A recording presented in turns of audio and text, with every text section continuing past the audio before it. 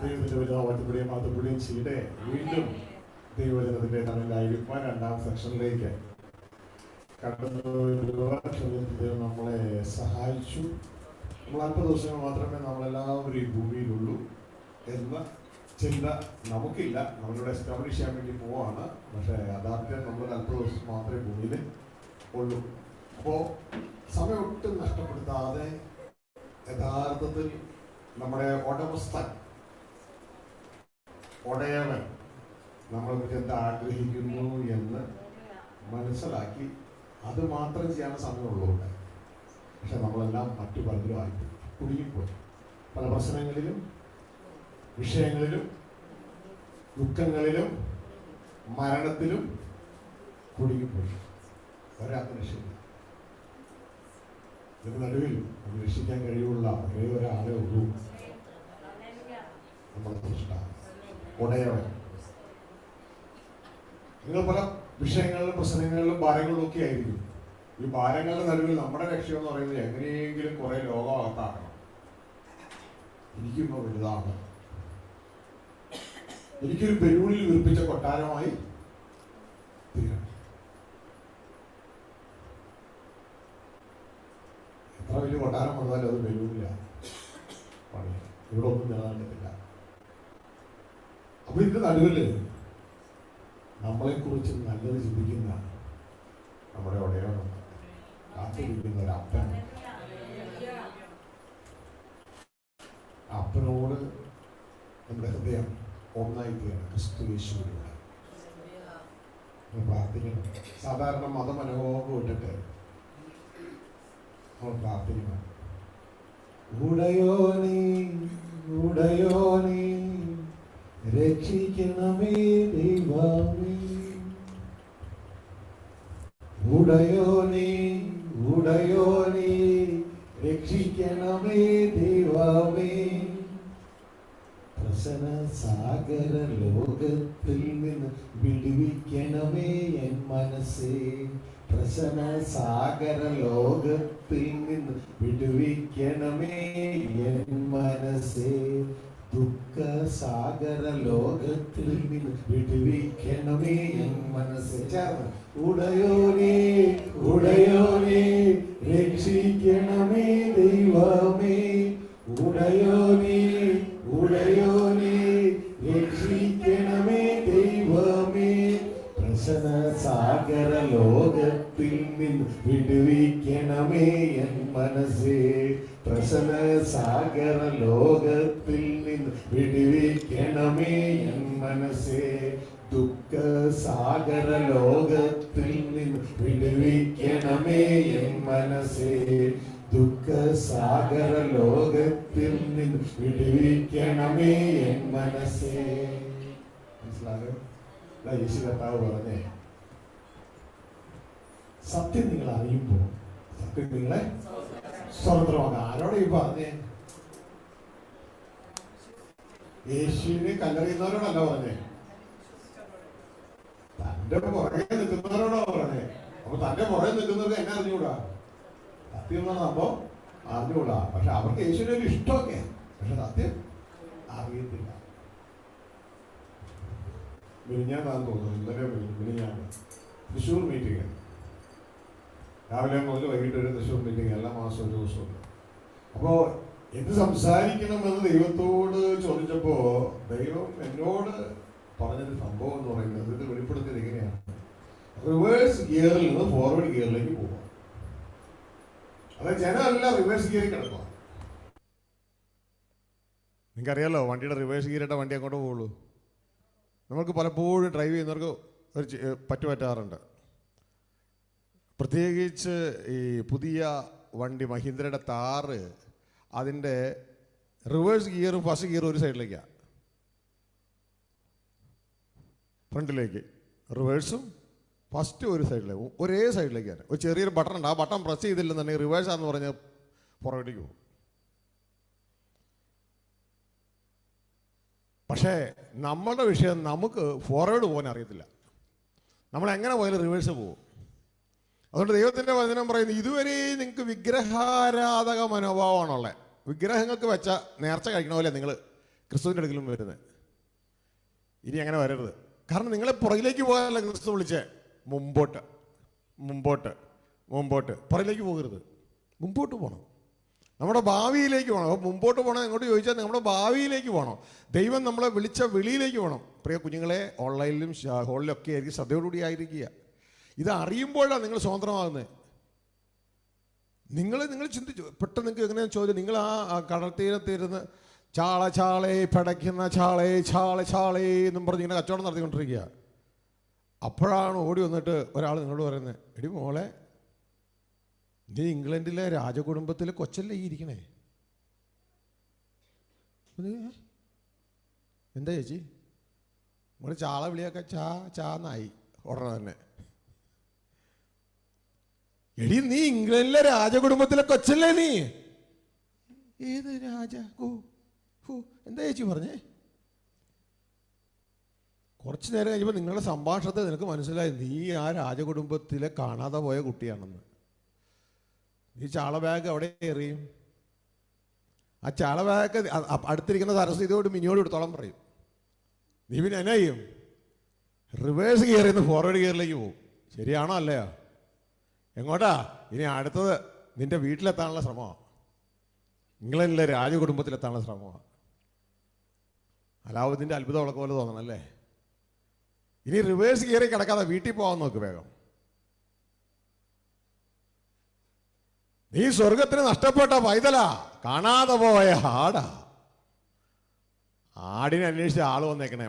നമ്മൾ ആടിനെ വെച്ച് മറന്നു തുടങ്ങി അല്ലേ? എന്താ കർത്താവ് യേശു പറഞ്ഞേ, എന്നെ അയച്ചിട്ടാ ഞാൻ വന്നത്. എന്തിനാ വന്നതെന്നറിയാമോ? കാണാതെ പോയ ആടിനെ അന്വേഷിച്ചാ വന്നേ. ഇപ്പൊ കാണാതെ പോയ ആട് അല്ലാണ്ട് വല്ലവരുടെയും ആടിനെ അന്വേഷിച്ചല്ല വന്നേ, കാണാതെ പോയ ആടിനെ അന്വേഷിച്ചാ വന്നേ. ഈ ആടിനെയും കൊണ്ട് എനിക്ക് തിരിച്ചു വീട്ടിൽ പോകണം. ഹല്ലേലൂയ. അപ്പൊ ഈ മണ്ഡലത്തിൽ നിറച്ച വിഷയങ്ങളും പ്രശ്നങ്ങളും ഒക്കെ ഉണ്ട്. രോഗങ്ങളുണ്ട്, ദുഃഖങ്ങളുണ്ട്, പ്രശ്നങ്ങളുണ്ട്, ഒക്കെ ഉണ്ട് ഇവിടെ. നമ്മൾ പ്രശ്നം മാറുന്നതിൽ ഒതുങ്ങരുത്. പ്രശ്നം മാറിയാൽ നമ്മുടെ പ്രശ്നം, യഥാർത്ഥ പ്രശ്നം എന്ന് പറയുന്നത് നമ്മളുടെ പ്രശ്നം എന്ന് നമ്മൾ ഡിസ്കണക്ട് ചെയ്യപ്പെട്ട എക്യുപ്മെന്റ്സിന് തുല്യമാണ്. സപ്ലൈയിൽ നിന്ന് ഡിസ്കണക്ട് ചെയ്യപ്പെട്ട എക്യുപ്മെന്റിന് തുല്യമാണ്. സപ്ലൈയിൽ നിന്ന് ഡിസ്കണക്ട് ചെയ്ത എക്യുപ്മെന്റ് എന്നാ പറ്റും? നിങ്ങളുടെ വീട്ടിലെ ഇൻവെർട്ടർ. ഞാൻ ഇന്ന് രാവിലെ ഇതിൽ വരുമ്പോൾ കേട്ടത്, ഞാൻ എന്താ ആരാ ഇവിടെ പ്രസംഗിക്കണേ? ഞാൻ എന്നെ പ്രസംഗിക്കാൻ വിളിച്ചു, അതിന് പ്രസംഗം തുടങ്ങിയോ? ഞാൻ ഇവിടെ ചോദിച്ചു, ഇവിടെ ആരാ പ്രസംഗിക്കണേ? അപ്പോൾ പറഞ്ഞത് പ്രസംഗിക്കുമല്ല, LED ബൾബേ 4 മണിക്കൂർ കത്തും എന്ന് പറഞ്ഞ് ആരോ ഇവിടെ മൈക്ക് വെച്ച് പ്രസംഗിച്ചോണ്ട് പോവുക, അനൗൺസ് ചെയ്തുകൊണ്ട് പോവുക. അതെന്താ ഈ 4 മണിക്കൂർ അതിൽ കൂടുതൽ കത്തൂലേ? സത്യമാ, പവറില്ല. 70 ഏറിയാൽ 80. ഇപ്പം എത്രയായി? അത് കഴിഞ്ഞ് കെട്ടുപോകും. മനസ്സിലായ? അത് കഴിഞ്ഞ കെട്ടുപോകും. കാരണം സപ്ലൈ നിന്ന് ഡിസ്കണക്ട് ആയ, അതുകൊണ്ടാണ് പവർ പോയി. മെയിൻ പവർ പോയത് കൊണ്ട് 4 മണിക്കൂറേ പിന്നെ കത്തുള്ളൂ. ഇതൊക്കെ മെയിൻ പവറിൽ നിന്ന് പോയത് കൊണ്ട് ഫുൾ ആയുസ് കിട്ടിയ 70 ഏറിയ 50 അതിൻ്റെ ഉള്ളിൽ പോകും. ഇപ്പോഴത്തെ കിട്ടിയാ ഇതൊക്കെ ഒന്ന് ശരിയാക്കണ്ടേ? അല്ലാണ്ട് ഇതിൻ്റെ ഉള്ളിൽ കിടന്നുകൊണ്ട് ഈ ചാകണതിന് മുമ്പ് എന്തെങ്കിലും കിട്ടും, ആരാധിച്ച കിട്ടും, അത് കിട്ടും, ഇത് കിട്ടും എന്നൊക്കെ പറഞ്ഞ് അവസാനിച്ച് ഒരു എന്താ പറയുക, അവിടെ പൂമാല ഇട്ടാൽ കിട്ടും, ഇവിടെ ചിലയിടത്ത് എണ്ണ കൊടുത്താൽ കിട്ടും, ചിലയിടത്ത് കതിന പൊട്ടിച്ചാൽ കിട്ടും, ഇവിടെ സ്തുതിച്ചാൽ കിട്ടും. എൻ്റെ പൊന്നു മക്കളെ, ഇതൊന്നുമല്ല ബൈബിള് പറയണേ. ഉള്ളതുപോലെ മനസ്സിലാക്കുക. നീ ആരാന്നറിയോ? ആ ചാള വെക്കുന്ന ആ കൊച്ചിനോട് പറഞ്ഞ്, എടി നീ ആരാന്നറിയോ? ഇംഗ്ലണ്ടിലെ രാജകുടുംബത്തിലെ കുഞ്ഞാ നീ എങ്ങനെ ഇവിടെ എത്തി? നിന്നെ അന്വേഷിച്ച് ഇതാ രാജാവ് നടക്കുന്നുണ്ട്, നിന്റെ അപ്പം നടക്കുന്നുണ്ട് എന്ന് പറയുന്നൊരു ഉപമയാണെങ്കിൽ സ്വർഗത്തിൽ നഷ്ടപ്പെട്ട ദൈവത്തിന്റെ പൈതലായിരിക്കണേ. കാണാതെ പോയതിനെ അന്വേഷിച്ചാണ് സ്വർഗത്തിലെ ദൈവം തൻ്റെ പുത്രനെ ഭൂമിയിലേക്ക് അയച്ചത്. മോനെ, നീ ലോകത്തിന്റെ ഏത് ഭാഗത്ത്, മോളെ ഏത് ഭാഗത്ത് ശ്രദ്ധിച്ചാലും നിന്നെക്കുറിച്ച് ഈ പറയണേ. അല്ലാണ്ട് ഒരു പുതിയ മതം തുടങ്ങാൻ വേണ്ടിയല്ല വന്നത്. മതവും ഇതുമായിട്ട് ഒരു ബന്ധവുമില്ല.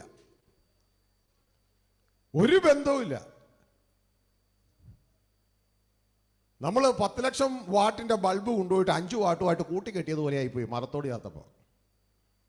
കുറെ 5 വാട്ട് ബൾബ് ഇവിടെ കത്തണുണ്ട്. ഒരു 10 ലക്ഷം വാട്ടിന്റെ ബൾബ് വന്നു, നമ്മൾ എന്ത് ചെയ്തു?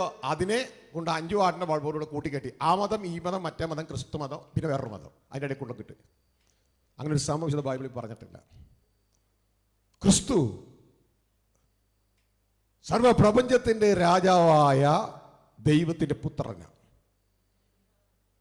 അതേ ദൈവത്തിന് ഉള്ള മറ്റു മക്കളാ ഇത്, നഷ്ടപ്പെട്ടു പോയ മറ്റു മക്കൾ. ഈ നഷ്ടപ്പെട്ടു പോയ മറ്റു മക്കൾക്ക് വേണ്ടി അവരെ തിരിച്ചെടുക്കാൻ തൻ്റെ ഒരേ ഒരു മകനെ വിട്ടുകൊടുക്കാൻ മനസ്സുള്ളവനാണ് തൻ്റെ അപ്പൻ. മനസ്സിലായോ? ഇതുകൊണ്ടാണ് ദൈവത്തിന്റെ വചനം പറയുന്നത്, തൻ്റെ ഏകജാതനെ നമുക്ക് വേണ്ടി വിട്ടുകളഞ്ഞ ദൈവം. അല്ല എങ്കിൽ തൻ്റെ ഏകജാതന്റെ പ്രാർത്ഥന വകവയ്ക്കാതെ നമുക്കെല്ലാവർക്കും വേണ്ടി തന്നവൻ അവനോടുകൂടെ സകലതും നമുക്ക് നൽകാതിരിക്കുമോ? ഹല്ലേലൂയ. തൻ്റെ ഏകജാതൻ പ്രാർത്ഥിച്ചു, പിതാവേ കഴിയുമെങ്കിൽ ഈ പാനപാത്രം ഒഴിവാക്കിത്താ. പിതാവ് പറഞ്ഞു, നോ, നീ ഇതിലൂടെ കടന്നു പോയേ പറ്റൂ. തൻ്റെ ഏകജാതനെ വകവച്ചില്ലെന്ന ബൈബിൾ എഴുതി വെച്ചേക്കണേ. നമുക്ക് വേണ്ടി ഏൽപ്പിച്ചു തന്നു.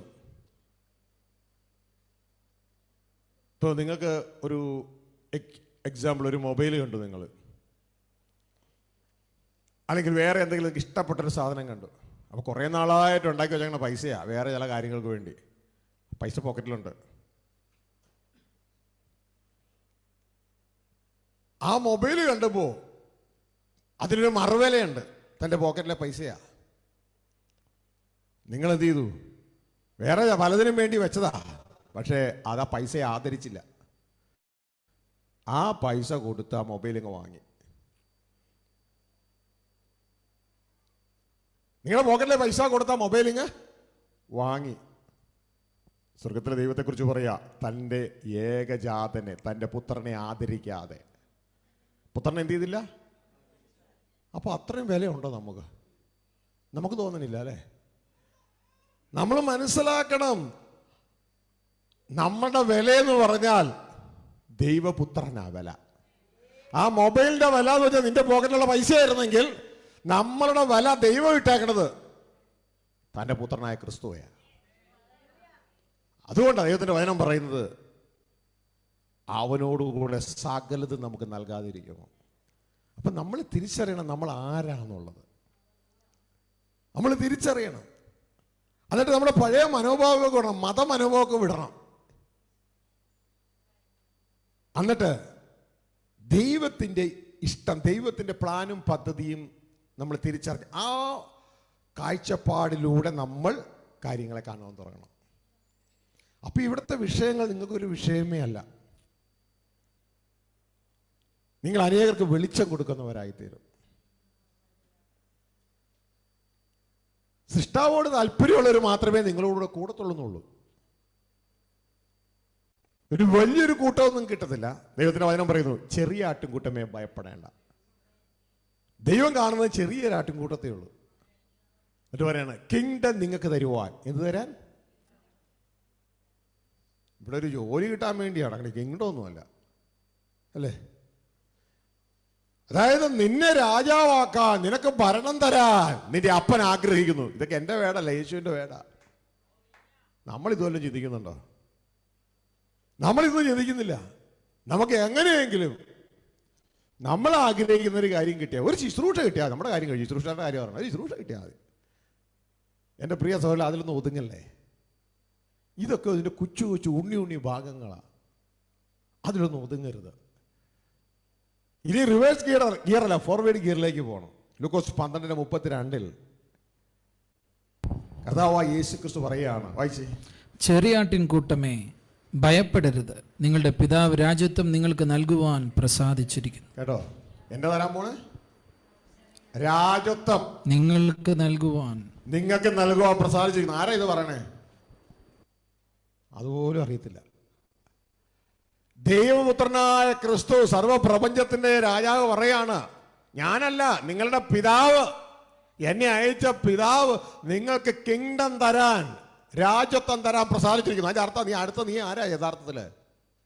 രാജാവായിരിക്കണം. മൊത്തം അടുത്ത രാജാവ്. അതുകൊണ്ടാണ് പറഞ്ഞത് ഇവിടെയുള്ള ഉണ്ണി കാര്യങ്ങളിൽ തൃപ്തിപ്പെടരുതെന്ന്. ദൈവത്തിന്റെ മകനായ ഭൂമിയുടെ രാജാവായിരിക്കണേ. മനസ്സിലായോ? മനസ്സിലായില്ല എന്ന് എനിക്കറിയാം. കാരണം പുറകിലേക്ക് പിടിക്കുക. പുറകിലേക്കല്ല ഇനി പോകേണ്ടത്, മുൻപിലേക്ക് പോകണം. മതങ്ങളൊന്നും നമ്മളെങ്ങും അഡ്വാൻസ് ചെയ്യിപ്പിക്കുന്നില്ല. പക്ഷെ യേശുക്രിസ്തു നമ്മളോട് പറയുന്നത് ഫോളോ മീ, എൻ്റെ പുറകെ പോരെ, എൻ്റെ പുറകെ പോരെ, എൻ്റെ പുറകെ പോരെ, എൻ്റെ പുറകെ പോരെ. രാവിലത്തെ സെക്ഷനിൽ ഈ സെക്ഷനിൽ ആദ്യമായിട്ട് കേൾക്കുന്നവർ മനസ്സിലാക്കിക്കൊള്ളുക. എറണാകുളം ഡിസ്ട്രിക്റ്റിൽ വൈപ്പിൻകര എന്ന് പറയുന്ന സ്ഥലത്ത് ഒരു സ്വതന്ത്ര പെന്തക്കോസ്റ്റ് ചർച്ചിൽ നടക്കുന്ന ഒരു മീറ്റിംഗ് ആണ്. 3 ദിവസത്തെ മീറ്റിംഗ് ആണ്. 2ാം സെക്ഷനാണ്. രാവിലത്തെ സെക്ഷനിൽ നിങ്ങളോട് പറഞ്ഞു, ഈ സത്യവേദ പുസ്തകം എന്ന വിശുദ്ധ ബൈബിളിൽ പുതിയ ഉടമ്പടിയിൽ മാത്രം 4 സുവിശേഷങ്ങളിൽ മാത്രം 25-ലധികം പ്രാവശ്യം യേശു പറഞ്ഞിട്ടുണ്ട് എന്നെ അനുഗമിക്കാൻ. മനസ്സിലായോ? എന്നെ അനുഗമിക്കുക. അതിന്റെ അർത്ഥം എന്ന് പറഞ്ഞത് ഒരു യാത്രയാണ്, മുൻപോട്ടേക്കുള്ള യാത്ര. വ്യക്തതയോടെ വിശുദ്ധ ബൈബിൾ പറഞ്ഞു തരികയാണ്, ഇനി റിവേഴ്സ് ഗിയർ അല്ല, ഫോർവേഡ് ഗിയർ. പിൻപിലുള്ളതിനെ നീ മറക്കണം. പിൻപിലുള്ളതിനെ നീ മറക്കണം. അല്ലാണ്ട് പിൻപിലുള്ളതിന് വേണ്ടി ഒരു സ്തുതി ആരാധനയിൽ അവസാനിപ്പിക്കരുത്. പിൻപിലുള്ളതിനെ നീ മറക്കണം. എന്നിട്ട് മുൻപിലുള്ളതിനെ ലക്ഷ്യമാക്കണം. നിന്റെ ഗിയർ ഫോർവേഡ് ആക്കണം. അത് വേറെ എങ്ങുമല്ല, ക്രിസ്തുയേശുവിന്. പിന്നെ ഒരു പരമ വിളിയുണ്ട്. അത് വിളിച്ചിരിക്കുന്നത് ക്രിസ്തു അല്ല, ക്രിസ്തുവിന്റെ അപ്പനായ സ്വർഗസ്ഥ പിതാവാ. ആ പരമ വിളിക്കൊരു സമ്മാനമുണ്ട്. ആ സമ്മാനത്തിനായി നീ ലാക്കിലേക്ക് ഓടണം. മനസ്സിലായോ? ജാതിയില്ലാത്ത, മതമില്ലാത്ത, സംഘടനയില്ലാത്ത, ഗ്രൂപ്പില്ലാത്ത, പാർഷ്വാലിറ്റി ഇല്ലാത്ത അപ്പൻ നമ്മളെ വിളിക്കുകയാണ്. വായിച്ചേ ഫിലിപ്പിയർ ലേഖനം 3-ാം അധ്യായം 14 വാക്യം. ഒന്ന് ഞാൻ ചെയ്യുന്നു, പിൻപിലുള്ളത് മറന്നും മുൻപിലുള്ളതിനെ ആഞ്ഞും കൊണ്ട് ക്രിസ്തേശുവിൽ ദൈവത്തിന്റെ പരമവിളിയുടെ വിരുദിനായി ലാക്കിലേക്ക് ഓടുന്നു. ഒന്ന് ഞാൻ ചെയ്യുന്നു, പിൻപിലുള്ളതിനെ മറന്ന് മുൻപിലുള്ളതിനെ ലക്ഷ്യമാക്കി. ക്രിസ്തേശുവിൽ അവസാനിക്കുന്നില്ല. മനസ്സിലായോ? ക്രിസ്തേശുവിൽ ആരംഭിക്കുകയാണ്. ക്രിസ്തേശുവിൽ ദൈവത്തിന്റെ പരമവിളി. അപ്പൊ വിളിച്ചിരിക്കുന്നത് സ്വർഗസ്ഥ പിതാവാണ്. ക്രിസ്തുവിലൂടെയാണ് വിളിച്ചിരിക്കുന്നത്. ഹല്ലേലൂയ. പരമവിളിക്കൊരു സമ്മാനമുണ്ട്. അതാണ് വിരുദ്. വിരുദിനായി ലാക്കിലേക്ക് ഞാൻ ഓടുകയാണ്. എന്താ അതിന്റെ അർത്ഥം? ഇനി റിവേഴ്സ് ഗിയർ ഇല്ല. ആ ഭാഗങ്ങൾ മറക്കുക. ഈ വണ്ടിക്ക് റിവേഴ്സ് ഇല്ല. എന്താ പറഞ്ഞേ? ഈ വണ്ടിക്ക് എന്തില്ല? റിവേഴ്സ് ഇല്ല. അങ്ങനത്തെ ഒരു വണ്ടിയാ ക്രിസ്തുവിന്റെ വണ്ടി, റിവേഴ്സ് ഇല്ലാത്ത വണ്ടി. കാരണം പിൻപിലുള്ളതിനെ മറക്കണം, മുൻപിൽ ലക്ഷ്യമാക്കണം. ക്രിസ്തയേശുവിൽ ദൈവത്തിന്റെ വരവുകളുടെ വിരുദിനായി ലാക്കിലേക്ക് ഓടണം. ഹല്ലേലൂയ. നമ്മളെ തന്നെ പരിശോധിക്കണം. ലോകത്തിന്റെ വിവിധ ഭാഗങ്ങളിൽ തന്നെ കേൾക്കുന്ന ദേവദാസന്മാരെ, ദൈവത്തിന്റെ കുഞ്ഞുങ്ങളെ, ഇങ്ങനത്തെ ഒരു വിശ്വാസമാണ് നമ്മുടേത്? അതോ പിൻപിലുള്ളതിന് വേണ്ടി കൈയടിച്ചാൽ കിട്ടും എന്ന് പറഞ്ഞ് അവസാനിക്കുകയാണ്? നമ്മളെ തന്നെ പരിശോധിക്കുക. നമ്മുടെ ജീവിതം പരിശോധിക്കുക. അധികം സമയമില്ല, കുറച്ച് ഔൺസ് ശ്വാസം ഇപ്പം തീരും. അതിനുള്ളിൽ പരിശോധിച്ച് ലക്ഷ്യത്തിലെത്തിക്കൊള്ളണം. ഇന്ന് രാവിലെ സെക്ഷൻ നമ്മൾ കേട്ടു. ഒരു കൂട്ടർ ചിന്തിച്ചു ഇതൊക്കെയാ വേണ്ടതെന്ന്. എന്നിട്ട് അവരെ അതൊക്കെ ചെയ്തു. അവസാനം അവർ വ്യസനിച്ചു പോയി. ക്രിസ്തുവിനെ ന്യായാസനത്തിന് മുമ്പായി അവരെ പുറത്താക്കി. അവരുടെ ചിന്തയിൽ ഇതൊക്കെയാണ് ദൈവഭക്തി. യേശുവിനെ കർത്താവെന്ന് പറയുക, അവർ കേട്ട സുവിശേഷം മറ്റുള്ളവരെ അറിയിക്കുക, രോഗികളെ സൗഖ്യമാക്കുക, കൃപാവനം പ്രാപിക്കുക, രോഗികളെ സൗഖ്യിക്കുക, ഭൂതങ്ങളെ പുറത്താക്കുക. അവസാനം ഇതെല്ലാം പറഞ്ഞ് യേശുവിൻ്റെ അടുത്ത് ചെന്ന് യേശു പറഞ്ഞ് കയറാവട്ടെ. എന്നെ കർത്താവേ എന്ന് പറയുന്നതല്ല. അപ്പോൾ അവർ എന്നെ പറഞ്ഞുകൊണ്ടിരിക്കുകയായിരുന്നു. യേശുവിനെ കർത്താവേ എന്ന് പറയുന്നതിൽ അവരുടെ മതജീവിതം ഒതുങ്ങി. ഇത് അവിടെ തുടങ്ങുകയാണ്, ഒതുങ്ങുകയല്ല. റിവേഴ്സ് ഗിയർ ഇട്ടിരിക്കരുത്, ഫോർവേഡിലേക്ക് പോകണം. അവിടെയും എന്താ കർത്താവ് പറഞ്ഞേ? എൻ്റെ പിതാവിൻ്റെ ഇഷ്ടം ചെയ്യുന്നവരാണ് സ്വർഗ്ഗരാജ്യത്തിൽ കിടക്കുന്നത്. അപ്പൊ വ്യക്തതയോടെ ഈ കാര്യം മനസ്സിലാക്കിയിട്ട് എന്താണെന്ന് മനസ്സിലാക്കി അത് ചെയ്യുവാൻ നമുക്ക് കഴിയണം. ഹല്ലേലൂയ. അതിന് മനസ്സ് വെക്കണം. അല്ലാണ്ട് ചുറ്റും കാണുന്നതിൽ നമ്മൾ ഒതുങ്ങുകയല്ല വേണ്ടത്, ക്രിസ്തുവിനെ കേൾക്കുകയും കാണുകയും അതിൻ്റെ പുറകെ പോവുകയാണ് ചെയ്യേണ്ടത്. അപ്പം ഇവിടെ പൗലോസ് പറയാണ്, ഞാൻ മറ്റുള്ളതൊന്നുമല്ല. പൗലോസിനെ സംബന്ധിച്ച് ഓൾറെഡി അപ്പസ്തോലനാണ്. ധനപരമായി താൻ നോക്കുകയാണെങ്കിൽ തനിക്ക് വലിയ ധനവാന്റെ മകനാണ്. പിന്നെ പഠിത്തം നോക്കുകയാണെങ്കിൽ തന്നെ പോലെ പഠിത്തമുള്ളവർ ആ ദേശത്ത് ചുരുക്കമുള്ളൂ. ഗമാലിയലിൻ്റെ പാദപീഠങ്ങൾ പഠിച്ച ഒരാളാണ്. അപ്പം ഇതെല്ലാം ഉള്ള താൻ പറയാണ്, ഞാൻ പിൻപിലുള്ളത് അങ്ങ് മറക്കുക. വേറെ സ്ഥലത്ത് അദ്ദേഹം പറയാണ്, ഇനി ജഡപ്രകാരം ആരെയും ഞാൻ അറിയുന്നില്ല. കടുപ്പം കൂടി വാക്കാം. നമ്മൾ ജഡപ്രകാരം അറിയുന്നുള്ളൂ. ജഡപ്രകാരം ആരെയും ഞാൻ അറിയുന്നില്ല. ക്രിസ്തുവെ നേരത്തെ ജഡപ്രകാരം അറിഞ്ഞേ, ദാവീദിന്റെ പുത്രൻ. ഇനി അങ്ങനെ അറിയുന്നില്ല. ഇനി ഞാൻ എല്ലാവരെയും ആത്മപ്രകാരം അറിയുന്നത്. കാരണം ഒരുവൻ ക്രിസ്തുവിലായാൽ അവൻ പുതിയ സൃഷ്ടിയായി.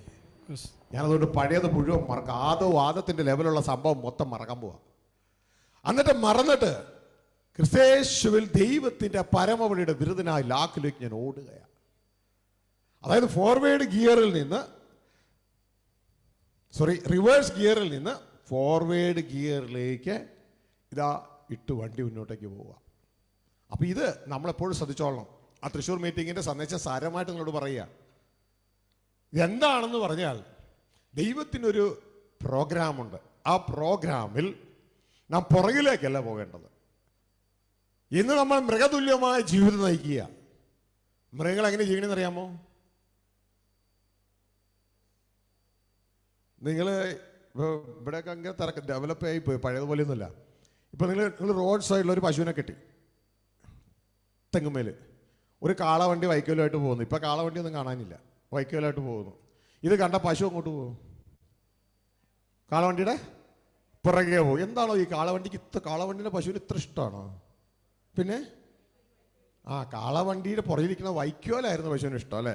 വൈക്കോല് കണ്ട് പശു പോയി. ആ പശു എങ്ങനെയാണ് ജീവിക്കണേ? കാഴ്ചയാൽ. പശു എങ്ങനെ ജീവിക്കണേ?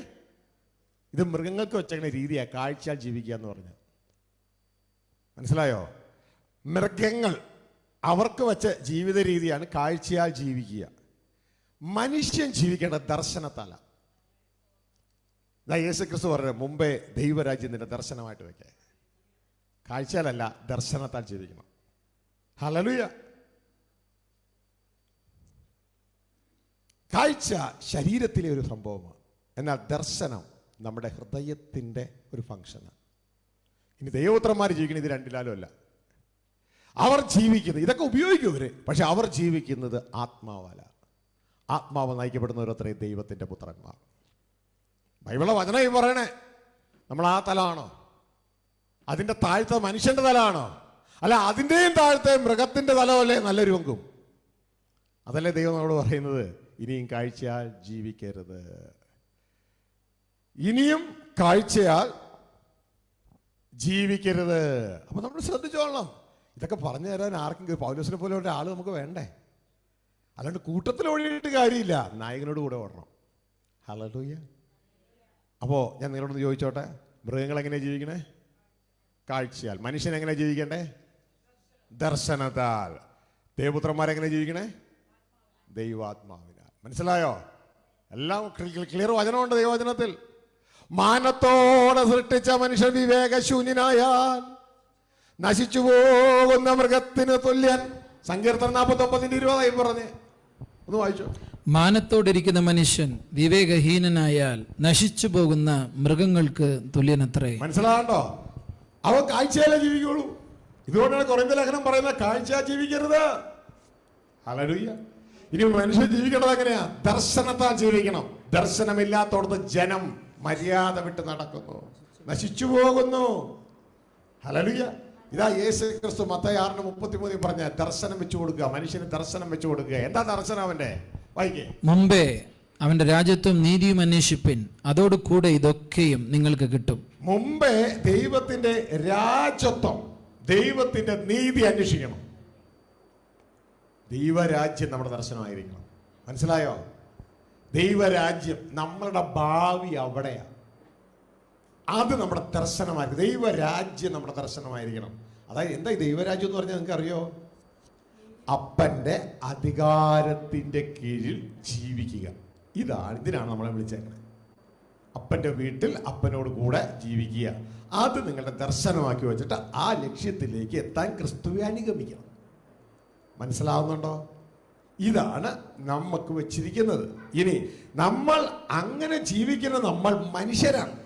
ഹല്ലേലൂയ. എന്നാൽ അങ്ങനെ ക്രിസ്തുവെ നാം അനുഗമിച്ചു തുടങ്ങുമ്പോൾ നാം മനുഷ്യരുടെ കാറ്റഗറിയിൽ നിന്ന് ദൈവപുത്രന്മാരുടെ കാറ്റഗറിയിലേക്ക് ഷിഫ്റ്റ് ചെയ്യപ്പെടും. ഹല്ലേലൂയ. അപ്പോൾ നമ്മുടെ ജീവിത രീതി ദൈവാത്മാവിനാൽ നടത്തപ്പെടുന്നതായി തീരും. ഹല്ലേലൂയ. നമ്മുടെ ലെവലും മാറും. ഇത് മറന്നു പോകരുതേ. അതായത് പിൻപിൽ നിന്ന് മുമ്പിലേക്ക് പോകുന്നു. ഇത് നമുക്ക് പെട്ടെന്ന് പറയുമ്പോൾ നിങ്ങൾക്ക് എന്തൊക്കെ പോലെ തോന്നുമായിരിക്കാം. പക്ഷെ ഇതെല്ലാം ഓൺലൈനിൽ കിടക്കുന്നുണ്ട്. നിങ്ങൾക്ക് കയറി കാണാൻ വീണ്ടും കേൾക്കാം. ഓക്കെ. അപ്പോൾ ഇത് മനസ്സിലാക്കണം. 3 ജീവിത രീതി മനസ്സിലാക്കണം. ഇതിൽ പുറയിലത്തേക്ക് പെട്ടുപോകരുത്. അതിൽ നിന്ന് മുമ്പിലേക്ക് വരുവാനായിട്ട് ഈയിടെയാകണം. അപ്പോൾ ഞാൻ ഉള്ളോടെല്ലാം ഇപ്പം 3 വചനം നമ്മൾ വായിച്ചില്ലേ? 6:33 വായിച്ചില്ലേ? അപ്പം 3 വചനം ഇവിടെ വായിച്ചിട്ടുണ്ട്. അപ്പോൾ മൃഗം, മനുഷ്യൻ, ദൈവരാജ്യം, അതായത് ദൈവപുത്രന്മാർ. റോമർ 8 വായിച്ചിട്ടില്ല? റോമർ 8:14 വായിക്കാം. റോമർ 8:14. ദൈവാത്മാവ് നടത്തുന്നവർ ഏവരും ദൈവത്തിന്റെ മക്കളാകുന്നു. ആണ്ടാ സംഭവം മാറിയത്. ആരാ ദൈവത്തിന്റെ മക്കൾ? ദൈവാത്മാവ് നടത്തുന്നവർ. മനസ്സിലാവുന്നുണ്ടോ? മൃഗങ്ങളെ കാഴ്ച നടത്തും. ഹല്ലേലൂയ. മനുഷ്യരെ ദർശനം നടത്തും. ദൈവാത്മാവ് നടത്തുന്നവർ ദൈവത്തിന്റെ മക്കൾ. അവർ കാഴ്ച ഉപയോഗിക്കും, ദർശനം ഉപയോഗിക്കും, പക്ഷെ അവർ നടത്തുന്നത് ദൈവത്തിന്റെ ആത്മാവാണ്. അപ്പൊ ആ ഒരു തലത്തിലേക്ക് മാറണ്ടേ. അപ്പോൾ മാറണമെങ്കിൽ ഞാൻ ഒരു ചിത്രം കൊണ്ട് തരാൻ പറ്റുമോ നോക്കട്ടെ. ഓക്കെ. നിങ്ങൾക്ക് ഇതിലൂടെ കാരണം കാണുന്ന കാര്യങ്ങൾ മനുഷ്യ മനസ്സിന് കേൾക്കുന്ന കാര്യങ്ങളെക്കാൾ ദൃഢതയുള്ളതാണ്. അപ്പോൾ ഞാൻ നിങ്ങൾക്ക് ഈ ഒരു ചിത്രം കൊണ്ടേ കാണിച്ചു തരാം. അപ്പോൾ നിങ്ങൾ ലോർഡ് ഐ ലവ് യു ഇത് മനസ്സിലാക്കി പോവുക. ഇപ്പൊ കർത്താവ് നമ്മൾ എന്താ ചെയ്യണമെന്ന് നിങ്ങൾക്ക് അറിയാമോ? മനുഷ്യർക്ക് മറഞ്ഞുപോയ അവരുടെ വിളിയും തെരഞ്ഞെടുപ്പും നിങ്ങൾക്ക് തുറന്നു തരികയാണ്. മനസ്സിലായോ? മനുഷ്യർക്ക് മറഞ്ഞുപോയത്. ഇനി ഭക്തന്മാരോ? അവർക്ക് ദൈവത്തെക്കുറിച്ചൊക്കെ ഭയങ്കര സ്നേഹമൊക്കെയാ, പക്ഷെ അവർ നിൽക്കുന്നത് പുറകില്ല. ആരും ഫ്രണ്ട് ഗിയറിട്ട് പോകുന്നില്ല. പുറകിലുള്ളതിന് വേണ്ടി ആരാധിച്ച് സ്തുതിച്ച് അവസാനിപ്പിക്കുക. അപ്പോൾ അങ്ങനെയുള്ളവരോട് ദൈവം സംസാരിക്കുകയാണ്. ഇനി എന്താണ് ഈ ഫോർവേഡ് ഗിയറിട്ട് പോവുക എന്ന് പറഞ്ഞാൽ, നിങ്ങൾ വിശുദ്ധ ബൈബിൾ വായിക്കുമ്പോൾ, ഉൽപ്പത്തി പുസ്തകം വായിക്കുമ്പോൾ ദൈവത്തിൻ്റെ സൃഷ്ടിപ്പ് അവിടെ കാണാം. ഈ ദൈവം ഓരോ ദിവസവും ഓരോ കാര്യങ്ങൾ സൃഷ്ടിക്കുക. എന്നിട്ട് അവസാനം 6-ാം ദിവസമായപ്പോൾ എല്ലാം മനോഹരമായെന്ന് കാണാം. തുടക്കത്തിലെല്ലാം പാഴ്ശൂന്യമായിരുന്നു. എന്നാൽ ആ പാഴ്ശൂന്യമായ അവസ്ഥയെ ഓരോ ദിവസവും അതിന് മുകളിൽ ദൈവത്തിൻ്റെ ആത്മാവ് വ്യാപരിക്കുകയും ദൈവം അവിടെ ദൈവവചനം സംസാരിക്കുകയും ചെയ്തപ്പോൾ അത് ഓരോ ദിവസവും ഭംഗിയായി വന്നുകൊണ്ടേയിരുന്നു. ഇതേ മെത്തേഡാണ് നമ്മളെ റെഡിയാക്കി എടുക്കുന്നത്. അപ്പോൾ നമ്മളത് മനസ്സിലാക്കുക. ശ്രദ്ധിക്കുക. നിങ്ങൾക്ക് സ്ക്രീനിൽ കാണാം 1 to 5. അതായത് 1 മുതൽ 5 ദിവസം വരെ ദൈവം സൃഷ്ടിച്ചതെല്ലാം ഇതിൻ്റെ ഉള്ളിലുണ്ടെന്ന് നിങ്ങൾ സങ്കല്പിക്കുക. ഇനി 6-ാം ദിവസം ദൈവം എന്താ സൃഷ്ടിച്ചേ?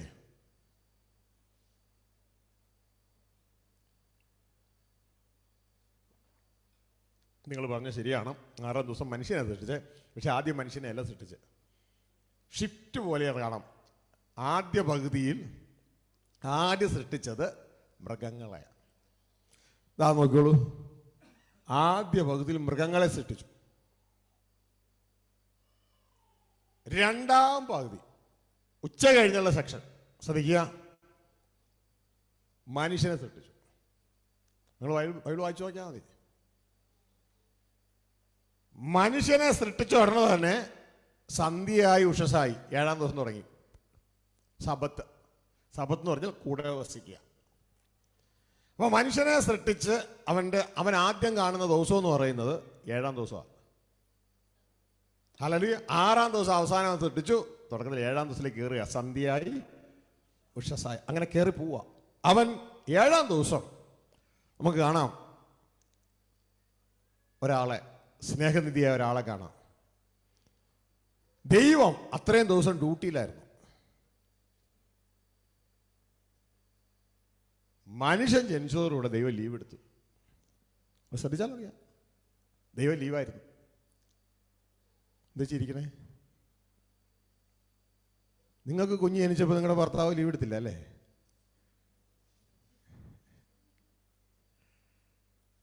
സന്തോഷമാ, തനിക്കൊരു കുഞ്ഞ് ജനിച്ചു. എന്താ ജോസഫ് ഇന്ന് കണ്ടില്ലല്ലോ?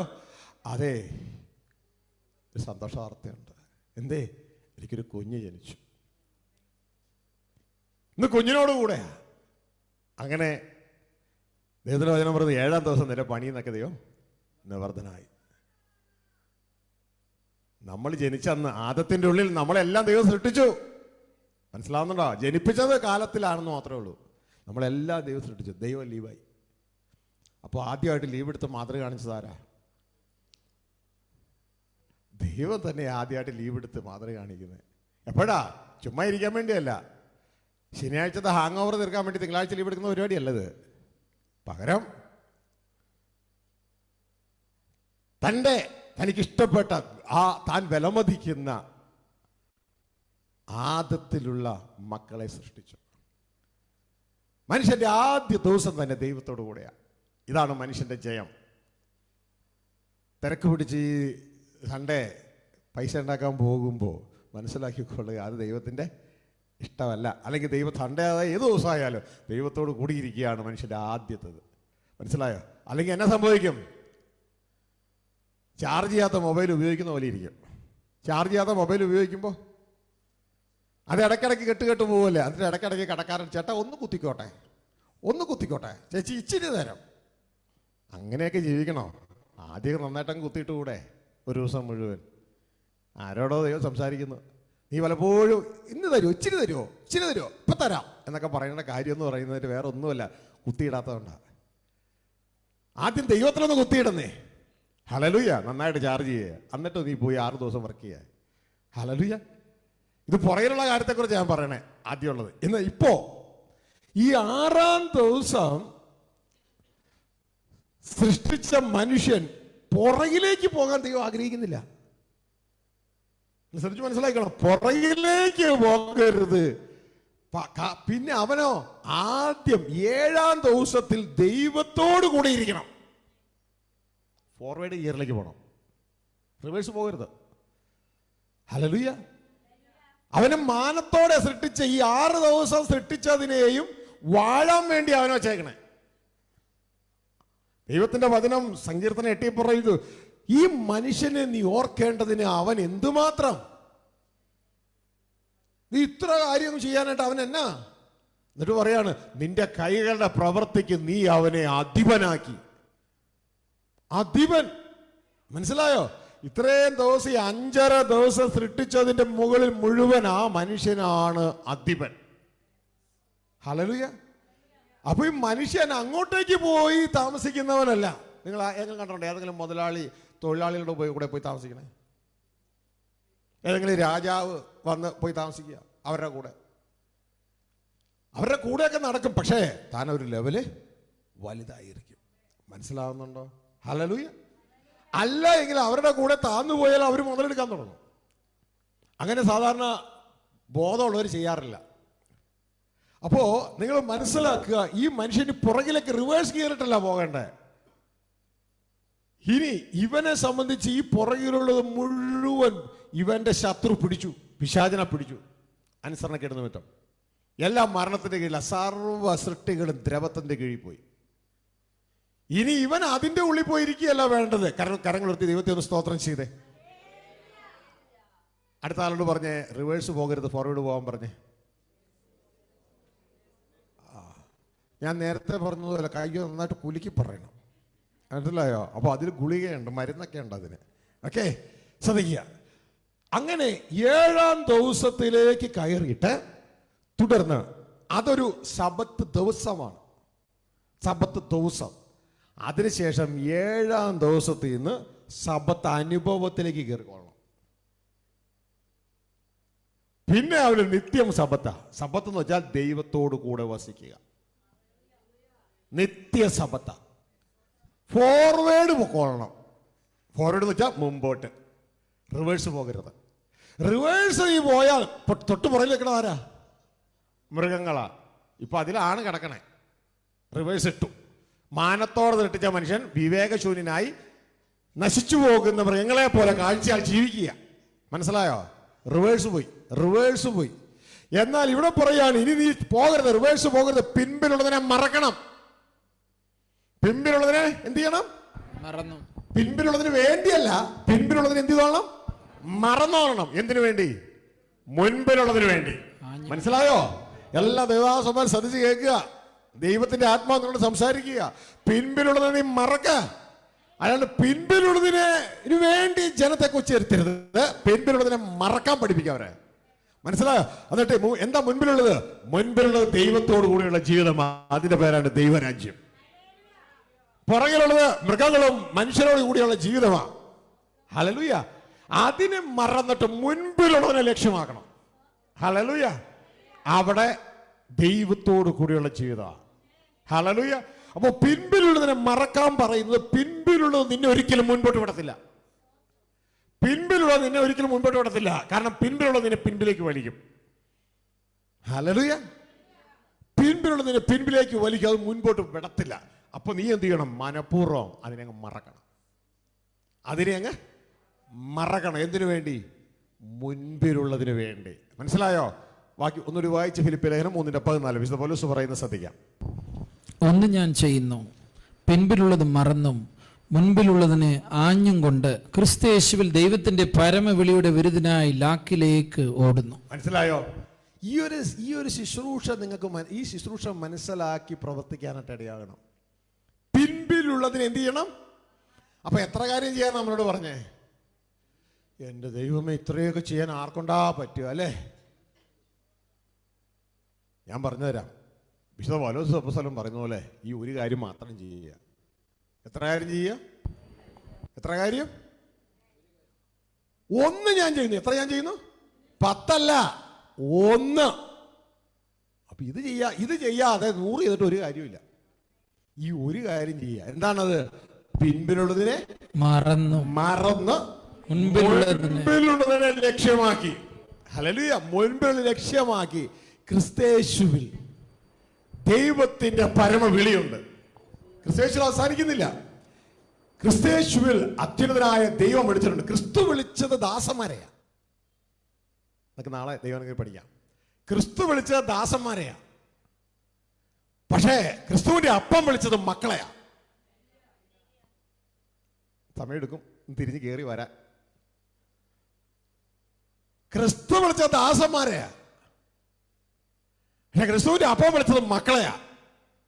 ക്രിസ്തു വിളിച്ചത് ഭൂമിയിലെ ജോലിക്കാ, അപ്പം വിളിച്ചത് സ്വർഗത്തിലേക്കാ. കത്തി കയറി വരട്ടെ, സമയമെടുക്കും. കാരണം ഇതൊക്കെ ഒന്ന് പൊട്ടിത്തട്ടിയൊക്കെ പോയി കയറി വരണമല്ലോ. ക്രിസ്തു വിളിച്ച 5 അംഗ ശുശ്രൂഷ സംഘത്തെയാ. അവരൊക്കെ ദാസന്മാരാ ക്രിസ്തുവിന്റെ. അപ്പം വിളിച്ചത് ക്രിസ്തുവിന്റെ സഹോദരങ്ങളായ ദൈവപുത്രന്മാരെയാ. തലം മനസ്സിലാവുന്നുണ്ടോ? രണ്ടും 2 തലോ. ക്രിസ്തു വിളിച്ചത് മരിച്ചു പോകുന്ന ശരീരത്തിലെ ജീവൻ കൊണ്ട് തൽക്കാലം ഭൂമിയിലെ തന്റെ ഡ്യൂട്ടി ചെയ്യാനാണ്. അപ്പം വിളിച്ചത് മരണമില്ലാത്തതിന്റെ അകത്തെ പുതിയ സൃഷ്ടിയെ കൊണ്ട് ദൈവത്തിന്റെ പുത്രന്മാരാകാനാ. ഹല്ലേലൂയ. നമ്മൾ നാളെ ഇതിന്റെ ആഴങ്ങളിലേക്ക് പോകും. ഒരു മനുഷ്യനെ സംബന്ധിച്ച് 2 ജീവനാണുള്ള അവന്. ധൂർത്തപുത്രന്റെ കഥയിലെ ചേട്ടനെയൊക്കെ നമുക്ക് നാളെ മനസ്സിലാക്കാം. ഓക്കെ. ഇതുവരെയും ആത്മലോകം ചേട്ടൻ തപ്പിയിട്ട് ചേട്ടനെ കിട്ടിയിട്ടില്ല. ദൈവം നാളെ നമുക്ക് പഠിക്കാം. ഓക്കെ. അവിടെ നാളെ കൂടെ ഉള്ളവരും വേറെ ആളുകളെ കൂട്ടിക്കൊണ്ട് വരിക. അപ്പോൾ നമുക്ക് ഒരുമിച്ച് പഠിക്കാം. മനസ്സിലാക്കിയ കാര്യം സത്യം നിങ്ങൾ അറിഞ്ഞാൽ സത്യം ഓട്ടോമാറ്റിക് നിങ്ങൾ സ്വന്തമാകും. ഓട്ടോമാറ്റിക്. നേരത്തെ കേട്ടില്ലേ, ആ കൊച്ചിന് ഓദ്യം അവളിവിടെ ചാള ചേട്ടവാ എന്നൊക്കെ പറഞ്ഞ് വിളിച്ചോണ്ടിരിക്കുക. അപ്പോഴാണ് ഒരാൾ അവിടെ എടി കൊച്ചെ, നീ ഇംഗ്ലണ്ടിലെ രാജകുടുംബത്തില് നഷ്ടപ്പെട്ടു പോയ മോളാണ്, റാണിയാണ് അവിടുത്തെ എന്ന് പറഞ്ഞു കൊടുക്കുന്നത് പോലെ സ്വർഗ കുടുംബത്തിലെ നഷ്ടപ്പെട്ടു പോയ ദൈവത്തിന്റെ മകനായിരിക്കണേ. അന്വേഷിച്ച് ആളെ വിട്ടിട്ടുണ്ട്. ഹല്ലേലൂയ. ഇതുകൊണ്ടാണ് വിശുദ്ധ പൗലോസ് ഓൾറെഡി അപ്പോസ്തലനാ, ക്രിസ്തുവിന്റെ ദാസനായ വിശുദ്ധ പൗലോസ് പറയാ, ഒന്ന് ഞാൻ ചെയ്യുകയാണ്, പിന്നിലുള്ളതിനെ മറന്ന് മുൻപിലുള്ള ലക്ഷ്യമാക്കി ക്രിസ്തു യേശുവിൽ അവസാനിക്കുന്നില്ല, യേശുവിൽ ആരംഭിച്ചുകൊണ്ട് ദൈവത്തിന്റെ പരമവിളിയുടെ വിരുദ്ധനായി ലാക്കിലേക്ക് ഓടുകയാണ്, ലക്ഷ്യത്തിലേക്ക് ഓടുകയാണ്. ഹല്ലേലൂയ. അപ്പൊ ഇത് വ്യക്തതയോടെ നാം മനസ്സിലാക്കണം. അല്ലാതെ ഒരു മതത്തിൽ ഒതുങ്ങുന്ന തലത്തിൽ അല്ല കാണേണ്ടത്, ഒരു വിഗ്രഹ പരിചയ ഹേതുവായിട്ടല്ല നമ്മൾ ഇതിനെ കാണേണ്ടത്. ഇത് സ്വർഗ കുടുംബമായി കാണണം. സ്വർഗ കുടുംബത്തിലേക്ക് സ്വർഗസ്ഥ പിതാവിനാൽ ക്രിസ്തയേശുവിൽ ജനിച്ച മകനായി നീ നിന്നെ തന്നെ കാണണം. ആ മകൻ ക്രിസ്തുവെ അനുഗമിച്ച് അപ്പന്റെ വീട്ടിലേക്ക് യാത്രയാകുന്നതായി നീ നിന്നെ തന്നെ കാണണം, വ്യക്തതയോടെ കാണണം. അല്ല വിഗ്രഹ പരിചയ ഹേതുവായി തിന്നരുത്. ഇനി വ്യക്തതയോടെ ദൈവത്തിന്റെ വചനം പറയുന്നു, അതിലേക്ക് നമ്മൾ കിടക്കാൻ പോവുക. അപ്പൊ ഇപ്പോ ലോകത്തുള്ള സർവ്വ ദൈവ മക്കളോടും പറയുകയാണ്, നിങ്ങളുടെ മനോഭാവം മാറ്, ക്രിസ്തുവിന്റെ മനോഭാവമാകുക, ക്രിസ്തുവിന്റെ മനോഭാവം. ഇവിടെ നമ്മളിനി മുൻപോട്ടേക്ക് പോകണം, പുറകിലേക്കല്ല. പുറകിലേക്ക് പോയാൽ നാം നശിച്ചു പോകുന്ന മൃഗത്തെ പോലെയാണ്, വിവേകമില്ലാത്തവരാണ്, കാഴ്ച ജീവിക്കുന്നവരാണ്. എന്നാൽ ഒരു മനുഷ്യനെ പോലെ നീ സുബോധമുള്ളവനാകണം. പറഞ്ഞ സുബോധമുള്ളവൻ. ധൂർത്തവർത്തനം എന്ത് വന്നു എന്നാ ബൈബിള് പറയണേ? ലൂക്കോസ് 16 അതിനെന്നാ വന്നേ? അവന് സുബോധം വന്നു. അപ്പൊ ഇത്രയും നാളും പന്നിയുടെ കൂട്ടത്തിൽ, മൃഗത്തിന്റെ കൂട്ടത്തിൽ സുബോധം വന്നപ്പോ ഉടനെ എന്നാ പറഞ്ഞേ? അതല്ലേ ദർശനം, അതല്ലേ ദർശനം. സുബോധം വന്ന ഉടനെ പറഞ്ഞത് പിതാവിന്റെ ഭവനത്തിലേക്ക് ഞാൻ പോകുന്നു, അതിന്റെ പേരാണ് ദർശനം. ഇപ്പൊ താൻ എവിടെയല്ല, പന്നിക്കൂട്ടില്ല, പക്ഷെ താൻ ദർശനം എവിടെ വെച്ചു? പിതാവിന്റെ ഭവനത്തിൽ വെച്ചു. ഉടനെ ദൈവത്തിന്റെ വചനം പറയുക, അവൻ ഹൃദയം കൊണ്ട് പറയുകയാണ്, അതാണ് ദർശനം. ഞാൻ എഴുന്നേറ്റ്, അതായത് മൃഗത്തോട് കൂടെ കിടക്കുന്ന ഞാൻ എഴുന്നേറ്റ്. അതുകൊണ്ടാ പന്നീനെയൊക്കെ അവിടെ കൊണ്ടുവന്നേ ദൈവം. ഹല്ലേലൂയ. പന്നിയുടെ ലെവലിൽ ജീവിക്കുന്ന നീ, മൃഗത്തിന്റെ ലെവലിൽ ജീവിക്കുന്ന നീ, ഒരിക്കൽ സുബോധം വന്നു. അവന് എന്ത് വന്നു? ബൈബിൾ എഴുതിയേക്കണ വേറെ സുബോധം. അപ്പൊ ഇതുവരെ അവന് എന്തില്ലായിരുന്നു? മനസ്സിലായോ? ഇതുവരെ സുബോധം എന്ന് പറഞ്ഞ സാധനമില്ല. അവന് സുബോധം വന്നു. സുബോധം വന്നപ്പോൾ അവൻ എന്ത് ചെയ്തു? അവിടുന്ന് എഴുന്നേറ്റു. എന്തും പറഞ്ഞ് എഴുന്നേറ്റു? ഞാൻ എൻ്റെ പിതാവിൻ്റെ ഭവനം, അതാണ് ദൈവരാജ്യം. ദർശനമായി, ദർശനമായി, മനുഷ്യനായി, മനുഷ്യനായി. ഇനി വന്ന് നടക്കുന്തോറും മനുഷ്യനിൽ നിന്ന് ദൈവപുത്രനിലേക്ക് മാറും. ഹല്ലേലൂയ. ദൈവപുത്രനിലേക്ക് മാറുമ്പോൾ അവൻ ആത്മാവ് നയിക്കപ്പെടുന്നവനായി തീരും. സംഭവം തിരിഞ്ഞു. ഹല്ലേലൂയ. കാഴ്ച നയിക്കപ്പെടുന്നു ആദ്യം പുറകിൽ, അതിനുശേഷം ദർശനത്തെ നയിക്കപ്പെടുന്നു, മനുഷ്യനിലേക്ക് കയറി സുബോധം വന്നു. അതിനുശേഷം ഇതാ പിതാവിന്റെ ഭവനത്തിലേക്ക് എത്തുന്നു. ദൈവപുത്രനായി പിതാവിനെ തന്റെ പുത്രനായി സ്വീകരിക്കുന്നത്. ആ ലൂക്കോസ് സുവിശേഷ ഭാഗം എടുത്തെന്ന് വായിച്ച് വാക്യം പറഞ്ഞു. ലൂക്കോസ് 15-ാം അധ്യായം 17-ാം വചനം തൊട്ട്. അപ്പോൾ സുബോധം വന്നിട്ട് അവൻ, എൻ്റെ അപ്പന്റെ എത്ര കൂലിക്കാർ ഭക്ഷണം കഴിച്ച് ശേഷിപ്പിക്കുന്നു. മതി. അപ്പൊ സുബോധം വന്നു. അപ്പൊ ഇതുവരെ അവൻ എന്തില്ല? മനസ്സിലായോ എന്റെ മക്കളെ? എപ്പോഴാ സുബോധം വന്നേ? സുബോധം വന്ന ഉടനെ എന്നാ ചിന്തിച്ചു? സുബോധം വന്നാൽ ഉടനെ അപ്പനെ കുറിച്ച് ചിന്തിക്കും. പറഞ്ഞേ, സുബോധം വന്നാൽ ആരെ കുറിച്ച് ചിന്തിക്കും? സുബോധം ഇല്ലാത്തവനോ? അപ്പനെ കുറിച്ച് ചിന്തിക്കത്തില്ല. മനസ്സിലായോ? സുബോധം വന്നാൽ ഉടനെ അപ്പനെ കുറിച്ച് ചിന്തിക്കും. യേശു ഇതാ പറഞ്ഞു കൊടുക്കുന്നത്, നിങ്ങളുടെ അപ്പൻ ഇതൊക്കെ നിങ്ങൾക്ക് വേണമെന്ന് അറിയാം. പിടുത്തം കിട്ടിയോ? ഹല്ലേലൂയ. മക്കളെ, നമ്മുടെ സകലരുടെയും പ്രശ്നത്തിന് പരിഹാരം അപ്പനാ. ഈ ഒരു തിരിച്ചറിവ് ഉണ്ടാകണം. സകലരുടെയും പ്രശ്നത്തിന് പരിഹാരം അപ്പനാ. ഈ ഒരു തിരിച്ചറിവ് ഉണ്ടാകുക. ഹല്ലേലൂയ. ഇവൻ യേശുക്രിസ്തുവിന്റെ പ്രശ്നത്തിന് പരിഹാരം ആരായിരുന്നു അറിയാമോ നിങ്ങൾക്ക്? യേശുവിന് പ്രശ്നമോ? ചില ചിന്തിക്കണേ, പിന്നെ യേശുവിനും പ്രശ്നം ഉണ്ടായിരുന്നു.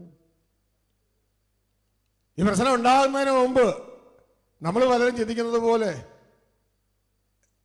നമ്മൾ മനുഷ്യരെ ആശ്രയിക്കും. എന്നിട്ട് പറയും, ചേട്ടായി എന്നെ സഹായിച്ചില്ല, അനിയൻ സഹായിച്ചില്ല, അമ്മയപ്പൻ സഹായിച്ചില്ല, അയാളെന്നെ സഹായിച്ചില്ല, ഇയാളെന്നെ സഹായിച്ചില്ല, പാസ്റ്ററെ എത്ര ഞാൻ അവരുടെ പ്രശ്നം ഉണ്ടപ്പോൾ എന്തൊക്കെ സഹായിച്ചെന്നറിയാം, അവരെന്നൊന്നും സഹായിച്ചില്ല എന്ന് നമ്മൾ പറഞ്ഞ പോലെ യേശു പറഞ്ഞു കാണുന്നില്ല.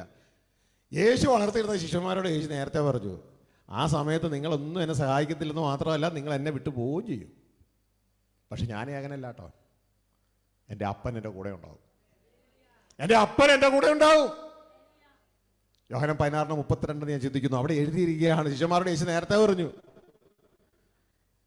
പറഞ്ഞു നിങ്ങളെല്ലാം എന്നെ കൈവിട്ടു പോകും, എങ്കിലും ഞാൻ സഹായിക്കാൻ കൊണ്ടുവരാ. എതിർ കക്ഷികൾ വാളെടുത്തപ്പോ തന്നെ ഇവന്മാർ ഓടി. വായിക്കേ, നിങ്ങൾ ഓരോരുത്തൻ താൻ താൻ്റെ സ്വന്തത്തിലേക്ക് ചിതറിപ്പോവുകയും എന്നെ ഏകനായി വിടുകയും ചെയ്യുന്ന നാഴിക വന്നുമിരിക്കുന്നു. യേശു പറയാണ്, നിങ്ങളൊക്കെ എന്നെ ഏകനായി വിട്ടിട്ട് ഓടും. ഇതുകൊണ്ട് മനസ്സിലാക്കിക്കുക, കൂടെ നിൽക്കുന്ന മനുഷ്യരാരായാലും അവരെല്ലാം എത്ര ചങ്കാണ് നീ എന്ന് പറഞ്ഞാലും ജീവനെ ഭയപ്പെട്ട് ഓടും. പണത്തിന്റെ കാര്യം വരുമ്പോൾ ഓടും. യോഹന്നാൻ 16:32 പറഞ്ഞേ, പണത്തിന്റെ കാര്യം വരുമ്പോൾ അവർ ഓടും. ജീവൻ നഷ്ടപ്പെടുന്നു പറയുന്ന കാര്യം വരുമ്പോൾ ഓടും. ഭക്ഷണത്തിന്റെ കാര്യം പറയുമ്പോൾ ഓടും. അപ്പോൾ യേശു പറയുന്നു, എങ്കിലും ഞാൻ പിതാവ് എന്നോട് കൂടെ ഉള്ളത് കൊണ്ട് ഞാൻ ഏകനല്ല താനും. മനസ്സിലായോ? പിതാവ് എന്റെ കൂടെ ഉള്ളത് കൊണ്ട് ഞാൻ ഏകനല്ല താനും. ഇത് വ്യക്തതയോടെ മനസ്സിലാക്കുക. ഹല്ലേലൂയ. ഈ പിതാവിനെയാണ് ക്രിസ്തു നമുക്ക് പരിചയപ്പെടുത്തി തരുന്നത്. ഈ പിതാവാണ് നമ്മളെ വിളിക്കുന്നത്. ഹല്ലേലൂയ. ഇതാണ് നമ്മൾ ഇവിടെ കേട്ടത്. ഒന്ന് ഞാൻ ചെയ്യുന്നു, വിശുദ്ധ പൗലോസ് അപ്പോസ്തലൻ പറയാ, ഒന്ന് ഞാൻ ചെയ്യുന്നു, പിൻപിലുള്ളതിനെ മറന്ന് മുൻപിലുള്ളതിനെ ലക്ഷ്യമാക്കി ക്രിസ്തു യേശുവിൽ, അല്ലാതെ ആദത്തിലല്ല, ക്രിസ്തു യേശുവിൽ വീണ്ടും ജനിച്ച ഒരുവനെ കുറിച്ചാണ് പറയുന്നത്. ക്രിസ്തു യേശുവിൽ ദൈവത്തിന്റെ പരമവിളി. യേശു നേരത്തെ പറഞ്ഞു, ആരാ നിങ്ങൾക്ക് രാജ്യം തരാൻ പ്രസാദിച്ചിരിക്കുന്നേ? ലൂക്കോസ് 12:32 വായിച്ചേ. ശരിയാട്ടിൻകൂട്ടമേ, ഭയപ്പെടരുത്, നിങ്ങൾക്ക് രാജ്യത്വം നൽകുവാൻ നിങ്ങളുടെ പിതാവ് പ്രസാദിച്ചിരിക്കുന്നു. അപ്പോ രാജ്യത്വം തരാൻ പോണ ആരാ? പിതാവ്. ഇത് ആരാ ഇൻഫർമേഷൻ തരുന്നേ? യേശു കർത്താവ്. മനസ്സിലാവുന്നുണ്ടോ? ഹല്ലേലൂയ. ഇനി ആരുടെയാ പരമവിളി? സ്വർഗ പിതാവ് ക്രിസ്തുവിൽ നമ്മളെ വിളിച്ചിരിക്കുകയാണ്. അപ്പൊ ഇതൊക്കെ നമ്മൾ വ്യക്തതയോടെ മനസ്സിലാക്കുക. ഇത് ക്രിസ്തുവിലല്ലാതെ നമുക്ക് അവിടെ എത്താൻ പറ്റില്ല. ക്രിസ്തുവിൽ ആരംഭിച്ച് ക്രിസ്തുവിൽ വീണ്ടും ജനിച്ചേ ചെല്ലാൻ പറ്റുള്ളൂ. മനസ്സിലാവുന്നുണ്ടോ? ഹല്ലേലൂയ. നമ്മുടെ തലം മാറി ദൈവപുത്രന്മാരുടെ തലത്തിൽ, മൃഗത്തിന്റെ തലത്തിൽ നിന്ന് മനുഷ്യനിലേക്ക് വരണം. സുബോധം വരണം. സുബോധത്തിൽ നിന്ന് ആത്മാവാ നയിക്കപ്പെടുന്നതിലേക്ക് മാറണം. ഹല്ലേലൂയ. അപ്പൊ ഇതൊക്കെ നമ്മൾ എത്തണം. ഇത് എവിടെയാ മക്കളെ നമ്മൾ ട്രെയിൻ ചെയ്യപ്പെടുന്നത്? ലോകത്തിലെ വിവിധ ഭാഗങ്ങളിൽ ഇരിക്കുന്ന എൻ്റെ സഹോദരങ്ങളെ, ക്രിസ്തുവിൽ നിങ്ങളോട് ചേർന്ന് കൂട്ടവയവമായി ഞാൻ നിങ്ങളോട് ചോദിക്കും, ഇതിനെവിടെയാണ് നമ്മൾ ഇവിടെയൊക്കെ ട്രെയിൻ ചെയ്യപ്പെടേണ്ടത്? ആരോടാ? നിങ്ങളൊന്ന് പറ. ഈ ലോകത്തിലെ എഡ്യൂക്കേഷൻ നമുക്ക് തരില്ല. ക്രിസ്തു പറഞ്ഞത്, എൻ്റെ നുകമേറ്റി എന്നോട് പഠിക്കുക. ഇതാരാ പഠിപ്പിക്കണ്ടേ? ക്രിസ്തുവാ പഠിപ്പിക്കണ്ടേ. ക്രിസ്തു എങ്ങനെ പഠിപ്പിക്കും? പറ. ക്രിസ്തു എങ്ങനെ പഠിപ്പിക്കും? ക്രിസ്തു സ്വർഗത്തിലല്ലേ, എങ്ങനെ പഠിപ്പിക്കും? തൻ്റെ അവയവങ്ങളിലൂടെ, തൻ്റെ ദാസന്മാരിലൂടെ. ക്രിസ്തുവിന് ആരുണ്ട്? ദാസന്മാര് ഉണ്ട്. അതാണ് അഞ്ചംഗ ശുശ്രൂഷ സംഘം. അവരിലൂടെ വേണത് പഠിക്കാൻ. അത് നമ്മൾ എന്ത് ചെയ്യണം? ആ അഞ്ചംഗ ശുശ്രൂഷ സംഘത്തിന് ഓരോരോ ഡ്യൂട്ടിയുണ്ട്. ഈ അഞ്ചംഗ ശുശ്രൂഷ സംഘം ഒരു സഭയിലേക്ക് ഉണ്ടെങ്കിലേ ആ സഭ വളരത്തുള്ളൂ. ഒരു പാസ്റ്ററെ കൊണ്ട് സഭയെ വളർത്താൻ പറ്റില്ല. പാസ്റ്റർ സഭയെ സൂക്ഷിക്കാനുള്ളതാ. സൂക്ഷിക്കുക. തന്നത് ആരും അടിച്ചുകൊണ്ട് പോകാതിരിക്കാൻ സൂക്ഷിക്കുക. മനസ്സിലാവുന്നുണ്ടോ? അതായത് നിന്റെ മേൽനോട്ടത്തിലുള്ള ആട്ടിൻകൂട്ടത്തെ മുഴുവൻ എന്ത് ചെയ്തോളണം? സൂക്ഷിച്ചു കൊള്ളണം. യേശു ക്രിസ്തുവിന്റെ രക്തത്താൽ നേടിയ ആടിനെ മുഴുവൻ എന്ത് ചെയ്തോളണം? സൂക്ഷിച്ചു കൊള്ളണം. ഹല്ലേലൂയ. സുവിശേഷകന്മാർ കടന്നുപോയി ഇതാ അനേക ആടുകളെ ജനിപ്പിക്കാൻ തക്കവണ്ണമുള്ള സുവിശേഷ വേല ചെയ്യും. ആ സമയത്ത് പാസ്റ്റർമാർ ഇവരെന്ത് ചെയ്യണം? പാസ്റ്റർമാർ ഓരോ സെക്ഷനിൽ, ഓരോ ലോക്കൽ ഏരിയയിലും ദൈവം പാസ്റ്റർമാരെ ആക്കിയിട്ടുണ്ട് സൂക്ഷിക്കാൻ, ആടുകളെ സൂക്ഷിക്കുക. ഈ കൊടുത്ത വചനം, കിട്ടിയ വചനം വീണ്ടും കൊടുത്ത് അവരെ വളർത്താൻ, അതിനെ അപ്പോളോസ് മിനിസ്ട്രി കൊടുത്ത് വളർത്തിയെടുക്കുക. എന്നാൽ സഭയെ ലീഡ് ചെയ്യുവാൻ കർത്താവ് ആക്കി വെച്ചിരിക്കുന്ന അപ്പോസ്തലന്മാരെ, പ്രവാചകന്മാരെയോ. അതുകൊണ്ട് ദൈവത്തിന്റെ വചനം പറഞ്ഞ അപ്പോസ്തലന്മാരും പ്രവാചകന്മാരും എന്ന അടിസ്ഥാനത്തിന്റെ മേൽ. ഹല്ലേലൂയ. സഭയിൽ ഒന്നാമത് അപ്പോസ്തലന്മാർ, രണ്ടാമത് പ്രവാചകന്മാർ, എല്ലാം അതിന്റെ ഓർഡർ ഉണ്ട്. ഇതിലൂടെ വളർത്തിയെടുക്കുകയാണ്. ഹല്ലേലൂയ. ഇത് തിരിച്ചറിഞ്ഞിട്ട് ഈ ജനത്തെ വളർത്തിയെടുക്കുക. എന്നെ കേൾക്കുന്ന ഏതൊരു ദൈവദാസനായാലോ അങ്ങയുടെ ശുശ്രൂഷ തിരിച്ചറിയ. ഇതിൽ ഏത് ഇനമാ? അപ്പോസ്തലനാണോ, പ്രവാചകനാണോ, സുവിശേഷകനാണോ, ഉപദേഷ്ടാവാണോ, പാസ്റ്ററാണോ, എല്ലാവർക്കും അതിൻ്റെ ജോലിയുണ്ട്. ഹല്ലേലൂയ. ഇത് തിരിച്ചറിഞ്ഞ് നമ്മൾ അതിനെ ബിൽഡ് ചെയ്യാൻ, ക്രിസ്തുവിൻ്റെ ഇഷ്ടപ്രകാരം ബിൽഡ് ചെയ്യുവാനായിട്ട് ഇടയാകണം. അപ്പോൾ സുബോധം ജനിച്ച ഒരുവൻ ക്രിസ്തുവെ അനുഗമിക്കാൻ തുടങ്ങണം. ക്രിസ്തു പറഞ്ഞ ദർശനം, മുമ്പേ ദൈവരാജ്യം അന്വേഷിക്കുക, പിതാവിൻ്റെ ഭവന ദർശനമായി അവൻ യാത്രയാകാൻ തുടങ്ങണം. ഹല്ലേലൂയ. അപ്പൊ ഈ തിരിച്ചറിയ, ഇനി പുറകിലേക്ക് പിടിക്കരുത്, ഇനി മുമ്പിലോട്ട് പറഞ്ഞ, ഇനി പുറകിലേക്കല്ല മുൻപിലോട്ട്. അപ്പൊ ഈ ദർശനമില്ലാത്തവൻ എന്ത് ചെയ്യും? എനിക്ക് നേരത്തെ ഒരാടായിരുന്നു, ഇനി 2 ആടും കൂടി കിട്ടാൻ പ്രാർത്ഥന. പുറകിലേക്ക് പിടിക്കും. പ്രാർത്ഥിക്കുന്നതിൽ തെറ്റില്ല. കുഞ്ഞെ, നീ മുമ്പിലേക്കൊന്ന് പോ, നിനക്ക് വേണ്ടതൊക്കെ നിന്റെ പുറകെ ഓടി വരാൻ തുടങ്ങും. ഇതാ യേശു പറഞ്ഞേ, മുമ്പേ ദൈവരാജ്യം അന്വേഷിച്ചാൽ എന്ത് തിന്നും, എന്ത് കുടിക്കും, എന്ത് കൊടുക്കും നീ അന്വേഷിച്ച് നടക്കുക, അത് നിന്നെ തേടി വരും. ഇതാണ് അതിന്റെ സത്യം. ഇങ്ങനെയാണ് ദൈവം പ്രപഞ്ചത്തെ ഡിസൈൻ ചെയ്തിരിക്കണേ. ഹല്ലേലൂയ. നിന്റെ തീവണ്ടി നീ റോട്ടിലൂടെ ഉരുട്ടാൻ നോക്കി നോക്കി നോക്കി നോക്കി നോക്കി കഷ്ടപ്പെടുകയാ. എന്നാൽ റോട്ടിലൂടെ ഉരുട്ടണ്ട, അതിന് 2 പാളം ഇട്ടുന്നുണ്ട്, അതിലൂടെ അങ്ങ് ഉരുട്ടാൻ നോക്കിയാൽ കഷ്ടപ്പെടണ്ട, അത് പൊക്കോളൂ. ഇത്ര എനർജി ഉപയോഗിക്കണ്ട. മുമ്പിൽ എന്തായിരിക്കണം അറിയാമോ? ദൈവത്തോടുകൂടിയുള്ള വാസമാ. 2 പത്രോസ് 3:13 പറയാണ്, നാം നീതി വസിക്കുന്ന പുതിയ ആകാശത്തിനും പുതിയ ഭൂമിക്കുമായി കാത്തിരിക്കുന്നു. എന്നാൽ നാം അവന്റെ വാഗ്ദത്ത പ്രകാരം നീതി വസിക്കുന്ന പുതിയ ആകാശത്തിനും പുതിയ ഭൂമിക്കുമായിട്ട് കാത്തിരിക്കുന്നു. കേട്ടോ, ഇങ്ങനൊരു സംഭവം നിങ്ങൾക്ക് അറിയാം. നമുക്ക് അവിടെ യേശു വരും മാത്രമേ ഉള്ളല്ലോ. യേശു വരും, തീർച്ചയായും തൊട്ടടുത്ത് യേശു വരും. അത് കഴിഞ്ഞാൽ 1000 വർഷം ഒരു വൺഡേ ഉണ്ട്. വൺഡേ ദൈവത്തിന് 1000 വർഷം ഒരു ദിവസം പോലെയാണ്. 1000 വർഷത്തെ ഒരു ഭരണമുണ്ട്. ജെറുസലേം തലസ്ഥാനമാക്കി യേശു ക്രിസ്തു. അതൊരു വൺഡേയാ, വൺഡേ സബത്ത് പോലെയാണ്. ഹല്ലേലൂയ. അത് കഴിഞ്ഞാൽ യേശു ക്രിസ്തു ഈ സകലത പിതാവിന്റെ കയ്യിലേക്ക് തിരിച്ചു കൊടുക്കും. എല്ലാം റെഡിയാക്കി സകലത യഥാസ്ഥാനത്താക്കി അപ്പന്റെ അടുക്കിലേക്ക് കൊടുക്കും. അവിടെയാണ് വെളിപ്പാട് 21:3 പറയുന്ന പോലെ പുതിയ യെരൂശലേം ഇറങ്ങി വരുന്നത്. ആ പുതിയ യെരൂശലേം ഇറങ്ങി വരുമ്പോ അതോടുകൂടി അവിടെ പറയാണ് പുതിയ ആകാശവും പുതിയ ഭൂമിയും വരും. അവിടെയാണ് ഇതാ ദൈവത്തിന്റെ കൂടാരം മനുഷ്യരോടുകൂടെ. അത് പുതിയ മനുഷ്യരാ, ദൈവപുത്രന്മാരാ, മനുഷ്യരോടുകൂടെ. ഹല്ലേലൂയ. നിത്യം ദൈവത്തോടു കൂടെ വസിക്കുന്ന ഒരു അനുഭവം. ദൈവം ചിന്തിക്കുന്നു, നമ്മൾ ചെയ്യുന്നു. കാരണം നമ്മളും ദൈവവുമായിട്ട് ക്രിസ്തുയേശുവിലൂടെ ഒന്നായി മാറും. ഒറ്റ ബോഡിയായി മാറും. 1 ബോഡി സെറ്റപ്പാണത്. ഹല്ലേലൂയ. ഇത് തിരിച്ചറിയണം. ഈ ഒരു ലക്ഷ്യത്തിലേക്ക് നമ്മളെ കൊണ്ടുപോവുകയാ. ഇതാണ് മുൻപിലുള്ളത്.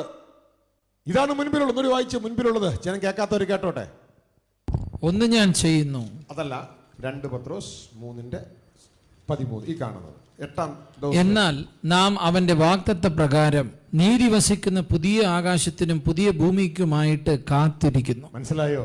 അപ്പൊ ഇങ്ങനെ കാത്തിരിപ്പുണ്ടോ നമ്മുടെ മനസ്സിൽ? ഇതാണ് ദൈവരാജ്യം. അതിന്റെ പൂർണ്ണതയിൽ ഇപ്പോഴും ദൈവരാജ്യമുണ്ട്. എവിടെയാണെന്നറിയാമോ? വീണ്ടും ജനിച്ച നിന്റെ ഉള്ളിൽ. മനസ്സിലായോ? അടുത്ത ഫേസ് ഉണ്ട് ദൈവരാജ്യം. അതാണ് യേശു ക്രിസ്തു 1000 വർഷം വാഴുമ്പോൾ ഈ ഭൂമിയിൽ. എന്നാൽ ഇതിന്റെ അടുത്ത ഫേസ് ഉണ്ട്. അപ്പോഴും സ്വർഗസ്ഥ പിതാവ് ഇവിടെ ഇല്ല. ഇതിന്റെ അടുത്ത ഫേസ് ഉണ്ട്. ഇത് മുഴുവൻ സ്വർഗസ്ഥ പിതാവിനെ ഏൽപ്പിക്കും. അവിടെയാണ് നമ്മൾ പ്രാർത്ഥിക്കുന്ന പ്രാർത്ഥനയുടെ ഉത്തരം വരുന്നത്. നമ്മൾ പ്രാർത്ഥിക്കുന്ന പ്രാർത്ഥന ഏതാ?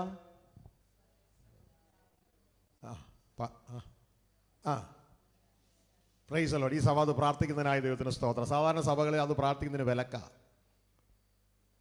അതിന്റെ അർത്ഥം പിശാച് മൊത്തത്തിൽ പിടിച്ചു എന്നാ. അതിന്റെ ഉത്തരം നടക്കാൻ പോവുക 8-ാം ദിവസം. 8-ാം ദിവസമല്ല, ഞാൻ 8 ഇട്ടേ ഉള്ളൂ. 8-ാം ദിവസം തീരത്തില്ല, അതങ്ങ് പോവുക നിത്യം. മനസ്സിലായോ? 8 മനസ്സിലാക്കാൻ 8 ഉള്ളൂ. 8 ബൈബിളിലില്ല. ഹല്ലേലൂയ. 7 കഴിഞ്ഞാൽ പിന്നെ 8 അല്ലേ? 8-നൊരു അതിർത്തിയില്ല, അതങ്ങ് പോവുക. ഇതാ നമ്മൾ പ്രാർത്ഥിക്കുന്ന പ്രാർത്ഥന. സ്വർഗസ്ഥനായ ഞങ്ങളുടെ പിതാവേ, അങ്ങയുടെ നാമം മഹത്വപ്പെടണമേ. എങ്ങനെ? അങ്ങയുടെ രാജ്യം വരണമേ. എവിടെ? അതെങ്ങനെ? അങ്ങയുടെ തിരുഹിതം സ്വർഗത്തിൽ നടക്കുന്നുണ്ട്, അതുപോലെ ഭൂമിയിൽ നടക്കണമേ. മനസ്സിലായ? എങ്ങനെ നടക്കും? അങ്ങയുടെ തിരുഹിതം അതെവിടെ ചിന്തിക്കണേ? സ്വർഗത്തിൽ. അതുപോലെ ഭൂമിയിൽ നടക്കണം. എങ്ങനെ നടക്കണേ? സിസ്റ്റർ പേരെന്താ? ബിന്ദു. എങ്ങനെ നടക്കണേ? ബിന്ദുവിലൂടെ, ആന്റണിയിലൂടെ, ഷാജിയിലൂടെ. മനസ്സിലായ? ഇതുകൊണ്ടാ ദൈവം ഇത് വേറെ ആരോടും പ്രാർത്ഥിക്കാൻ പറയാതെ നമ്മളോട് പ്രാർത്ഥിക്കാൻ പറഞ്ഞേ. നീ പ്രാർത്ഥിക്ക. കാരണം നീയാണ് ദൈവത്തിന്റെ ഇന്റർഫേസ്. മനസ്സിലായ? നിന്നിലൂടെ വേണേ നടക്കാൻ. നിന്നിലൂടെ വേണം നടക്കാൻ. ഒരു ദൂതനല്ല നടത്തണ്ടേ. കാരണം ഭൂമിയിൽ നടത്താനാ നിന്നെ തന്നെ ഉണ്ടാക്കിയ. അതല്ലേ ഉൽപ്പത്തിയിൽ ആദ്യത്തെ ഹയർ ലെവൽ കോൺഫറൻസ്. നമ്മുടെ എറണാകുളത്ത് ഹയർ ലെവൽ കോൺഫറൻസ് ഉണ്ടാകും ധ്യാന കേന്ദ്രത്തിൽ. അടുത്ത ദൈവം ഡിസംബറിലുണ്ടാകും. അടുത്ത ഹയർ ലെവൽ കോൺഫറൻസ് അത് ധ്യാനകേന്ദ്രത്തിലല്ലായിരുന്നു, സ്വർഗത്തിലായിരുന്നു. ആ കോൺഫറൻസിൽ ഒരു വലിയൊരു തീരുമാനമെടുത്തു. പിതാവ് പുത്രനോട് പറഞ്ഞൊരു കാര്യം ഇതാണ്: നമുക്കൊരു കാര്യം ഉണ്ടാക്കിയാലോ. അതെന്തിനാ? അല്ല, ഞാൻ നാടൻ ഭാഷയിൽ നിങ്ങൾ പറയുക കേട്ടോ. അപ്പോൾ നിങ്ങൾ അങ്ങനെയൊന്നും എടുക്കരുത്. ഓക്കെ, ഇങ്ങനെ ഞാൻ ഈ പറഞ്ഞ പോലെ ഒന്നും ബൈബിളിൽ കാണത്തില്ല. കാരണം നിങ്ങൾക്ക് മനസ്സിലാകത്ത രീതിയിൽ ഒരു നാടകം പോലെ കാര്യങ്ങൾ അവതരിപ്പിക്കുക. ഓക്കെ, ഉപമകൾ കർത്താവ് ധാരാളം പറഞ്ഞിട്ടുണ്ട്. ആ ഉപമകൾ അതിനു മുമ്പ് പറഞ്ഞിട്ടുണ്ടോ എന്ന് ചോദിച്ചാൽ ആ ഉപമകളൊന്നും ബൈബിളിൽ ഉണ്ടാവില്ല. ആ കാര്യങ്ങൾ മനസ്സിലാക്കാൻ വേണ്ടിയാണ് പറയണേ. അതായത് ഇന്നത്തെ കാര്യം ലേബർ ഷോർട്ടേജ് അല്ലേ ഇപ്പോഴത്തെ, അല്ലേ? പ്രത്യേകിച്ച് ഞാൻ 2 മാസം മുമ്പ് 3 മാസം മുമ്പ് ഇവിടെ വന്നപ്പോൾ ഇവിടെ എല്ലാ ആളുകളെല്ലാം വലിയ കരച്ചില്ല. കാരണം പണിയെടുക്കാൻ ആളില്ലെന്ന്. അതെന്താണെന്ന് ചോദിച്ചാൽ പറയാ, ആസാമിൽ അവിടെയൊക്കെ ഇലക്ഷൻ നടക്കുക, എല്ലാവരും പോയെന്ന് അങ്ങോട്ടേക്ക്. ഇനി കുറച്ച് നാൾ കഴിഞ്ഞേ വരുള്ളൂ. അത് കഴിഞ്ഞിട്ട് ഞങ്ങൾക്ക് പണിയുടെ കാര്യത്തെക്കുറിച്ച് ഞങ്ങൾ പറയാട്ടോ. പണിയെടുക്കാൻ ആളില്ല. ഇതേപോലെ തന്നെ നിങ്ങൾക്കറിയാമോ, ഭൂമിയെക്കുറിച്ച് ദൈവത്തിൻ്റെ വചനം പറയുന്നൊരു കാര്യം എന്ന് പറയുന്നത് 6000 വർഷം പഴക്കമുള്ളതെന്ന് ചിലർ പറയണേ. അങ്ങനെയൊന്നും ബൈബിൾ പറഞ്ഞിട്ടില്ല. നമ്മൾ പഠിക്കുമ്പോൾ മനസ്സിലാക്കണം, ഏകദേശം ഒരു 6.4 or 6.5 ബില്യൺ വർഷങ്ങൾ പഴക്കമുണ്ടെന്നാണ് ശാസ്ത്രം പറയുന്നത്. അതിനെ ബൈബിൾ എതിർക്കുന്നുമില്ല. ബൈബിൾ അതിൻ്റെ ഇടയിലൊരു പീരീഡിനെ കുറിച്ച് പറയുന്നത്, ഭൂമി ആദിയിൽ ദൈവം ആകാശഭൂമിയെ സൃഷ്ടിച്ചു, അതിനുശേഷം പറയുന്നു ഭൂമി പാഴായി ശൂന്യമായും തീർന്നു. മനസ്സിലാകുന്നുണ്ടോ? അപ്പോൾ അതിനിടെ ചില കാര്യങ്ങളൊക്കെ നടന്നു. അത് കഴിഞ്ഞിട്ടാണ് ദൈവം വീണ്ടും ആ ഭൂമിയെ റീക്രിയേറ്റ് ചെയ്തെടുക്കുക, റെഡിയാക്കി എടുത്തിട്ടാണ് മനുഷ്യനെ സൃഷ്ടിക്കുന്നത്. മനുഷ്യൻ സൃഷ്ടിക്കുന്നതിന് മുമ്പ് അപ്പം മോനോട് പറയുകയാണ്, നീ ഇവിടെ പണിയെടുക്കാൻ ആൾ വേണ്ടേ? പഴയ ആളുകളൊക്കെ ആണെങ്കിൽ എല്ലാം നശിച്ചു പോയി. നാടൻ ഭാഷ പറഞ്ഞാൽ, എടാ മോനെ, നമുക്ക് ഒരു കാര്യം ചെയ്താലോ, അതിൽ പണിയെടുക്കാൻ ആൾ വേണം. നമുക്ക് നമ്മുടെ സ്വന്തം സാദൃശ്യത്തിൽ, സ്വരൂപത്തിൽ ഒരു പുതിയ ജീവി ഉണ്ടാക്കാം. അവർ നമ്മുടെ ഭൂമി പണിയെടുക്കട്ടെ.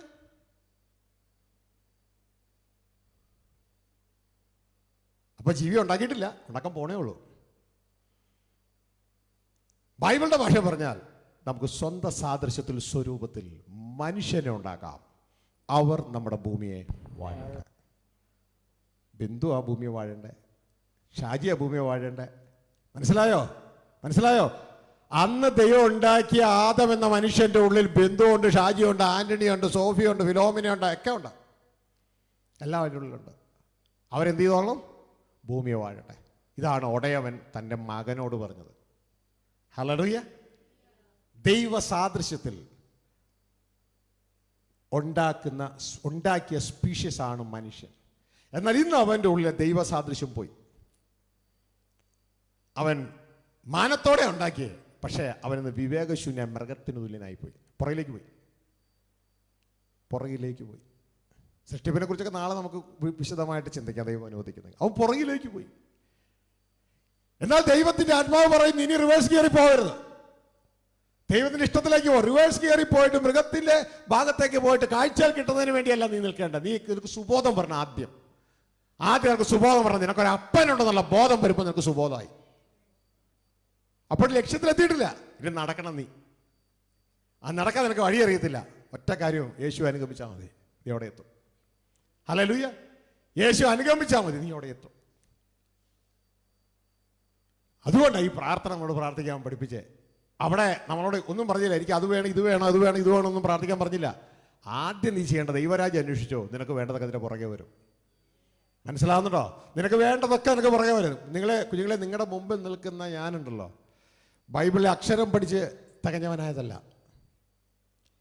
ഒരു ഹിന്ദു സഹോദരൻ യേശുക്രിസ്തുവിനെ കുറിച്ചും യേശുക്രിസ്തു പറഞ്ഞ സുവിശേഷത്തെക്കുറിച്ചും, തുടർന്ന് എറണാകുളം കഴുത്തുമുട്ടിൽ ഒരു ധ്യാന കേന്ദ്രം ഉണ്ടായിരുന്നു. ഫാദർ മാത്യു തിരുമല, മരിച്ചുപോയ ഒരച്ഛൻ.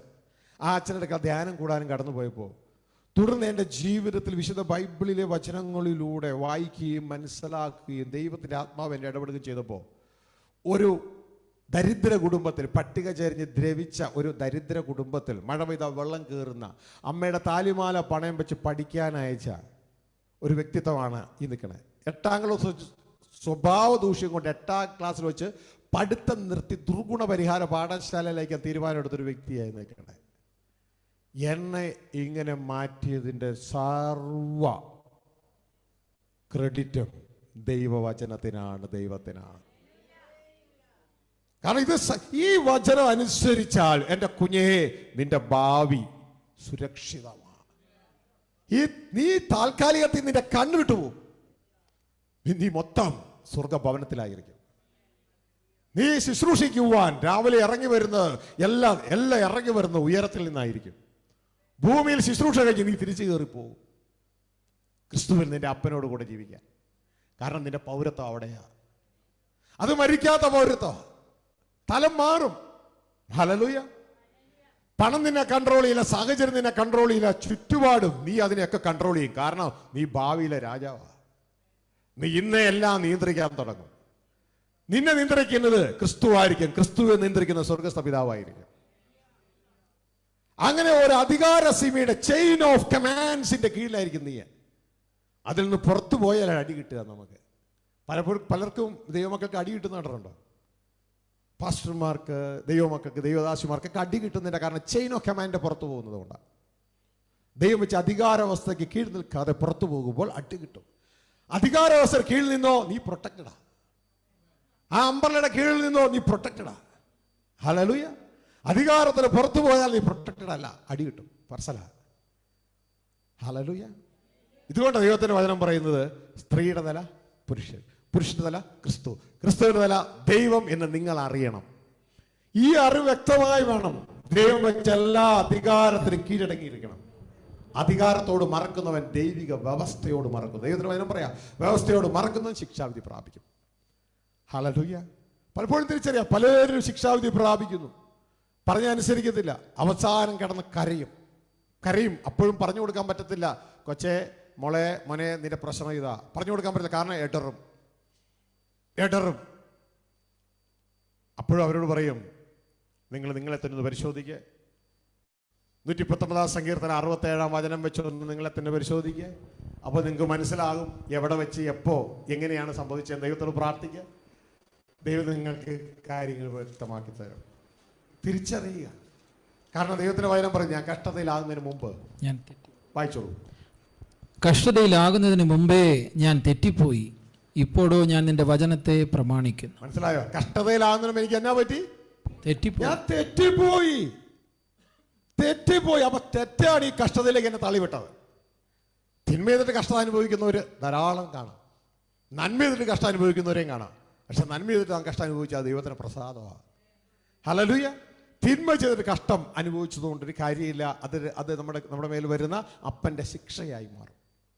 എന്നാൽ തിരിഞ്ഞു വരാൻ മനസ്സുണ്ടെങ്കിൽ നമുക്ക് നമ്മുടെ ജീവിതത്തെ വീണ്ടും തിരികെ കൊണ്ടുവരാം. പക്ഷെ ആ സമയം കുറേ സമയം പോയിട്ടുണ്ടാകും, ആരോഗ്യം പോയിട്ടുണ്ടാകും, പണം പോയിട്ടുണ്ടാകും, പണം നഷ്ടപ്പെട്ടു പോയിട്ടുണ്ടാകും. എങ്കിലും തിരിച്ചു വരാം.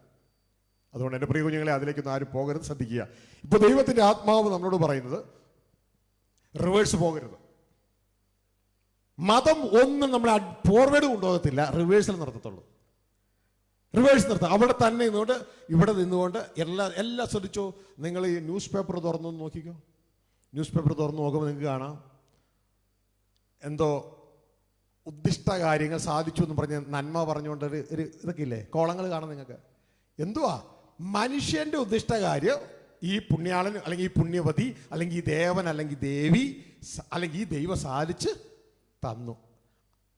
അത് മുമ്പോട്ട് പോകുന്നില്ല, അവിടെ കിടക്കുക.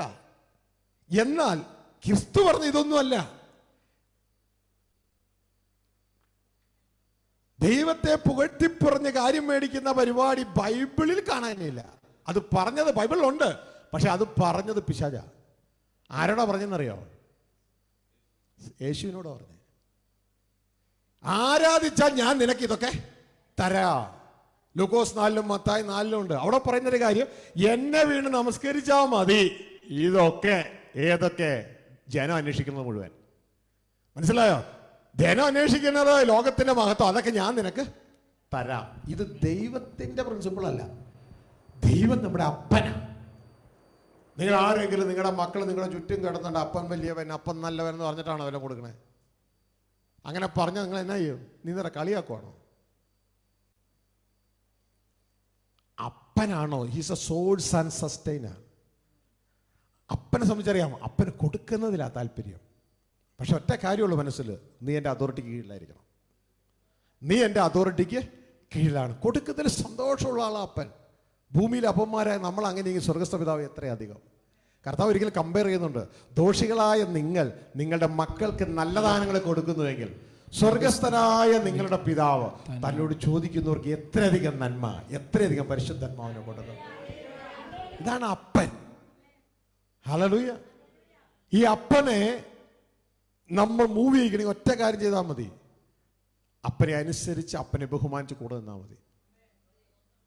അതുകൊണ്ടാണ് കർത്താവ് യേശു പ്രാർത്ഥിക്കാൻ പഠിപ്പിച്ചപ്പോൾ ആദ്യം തന്നെ പോയ കാര്യം എന്നാണെന്നറിയാമോ?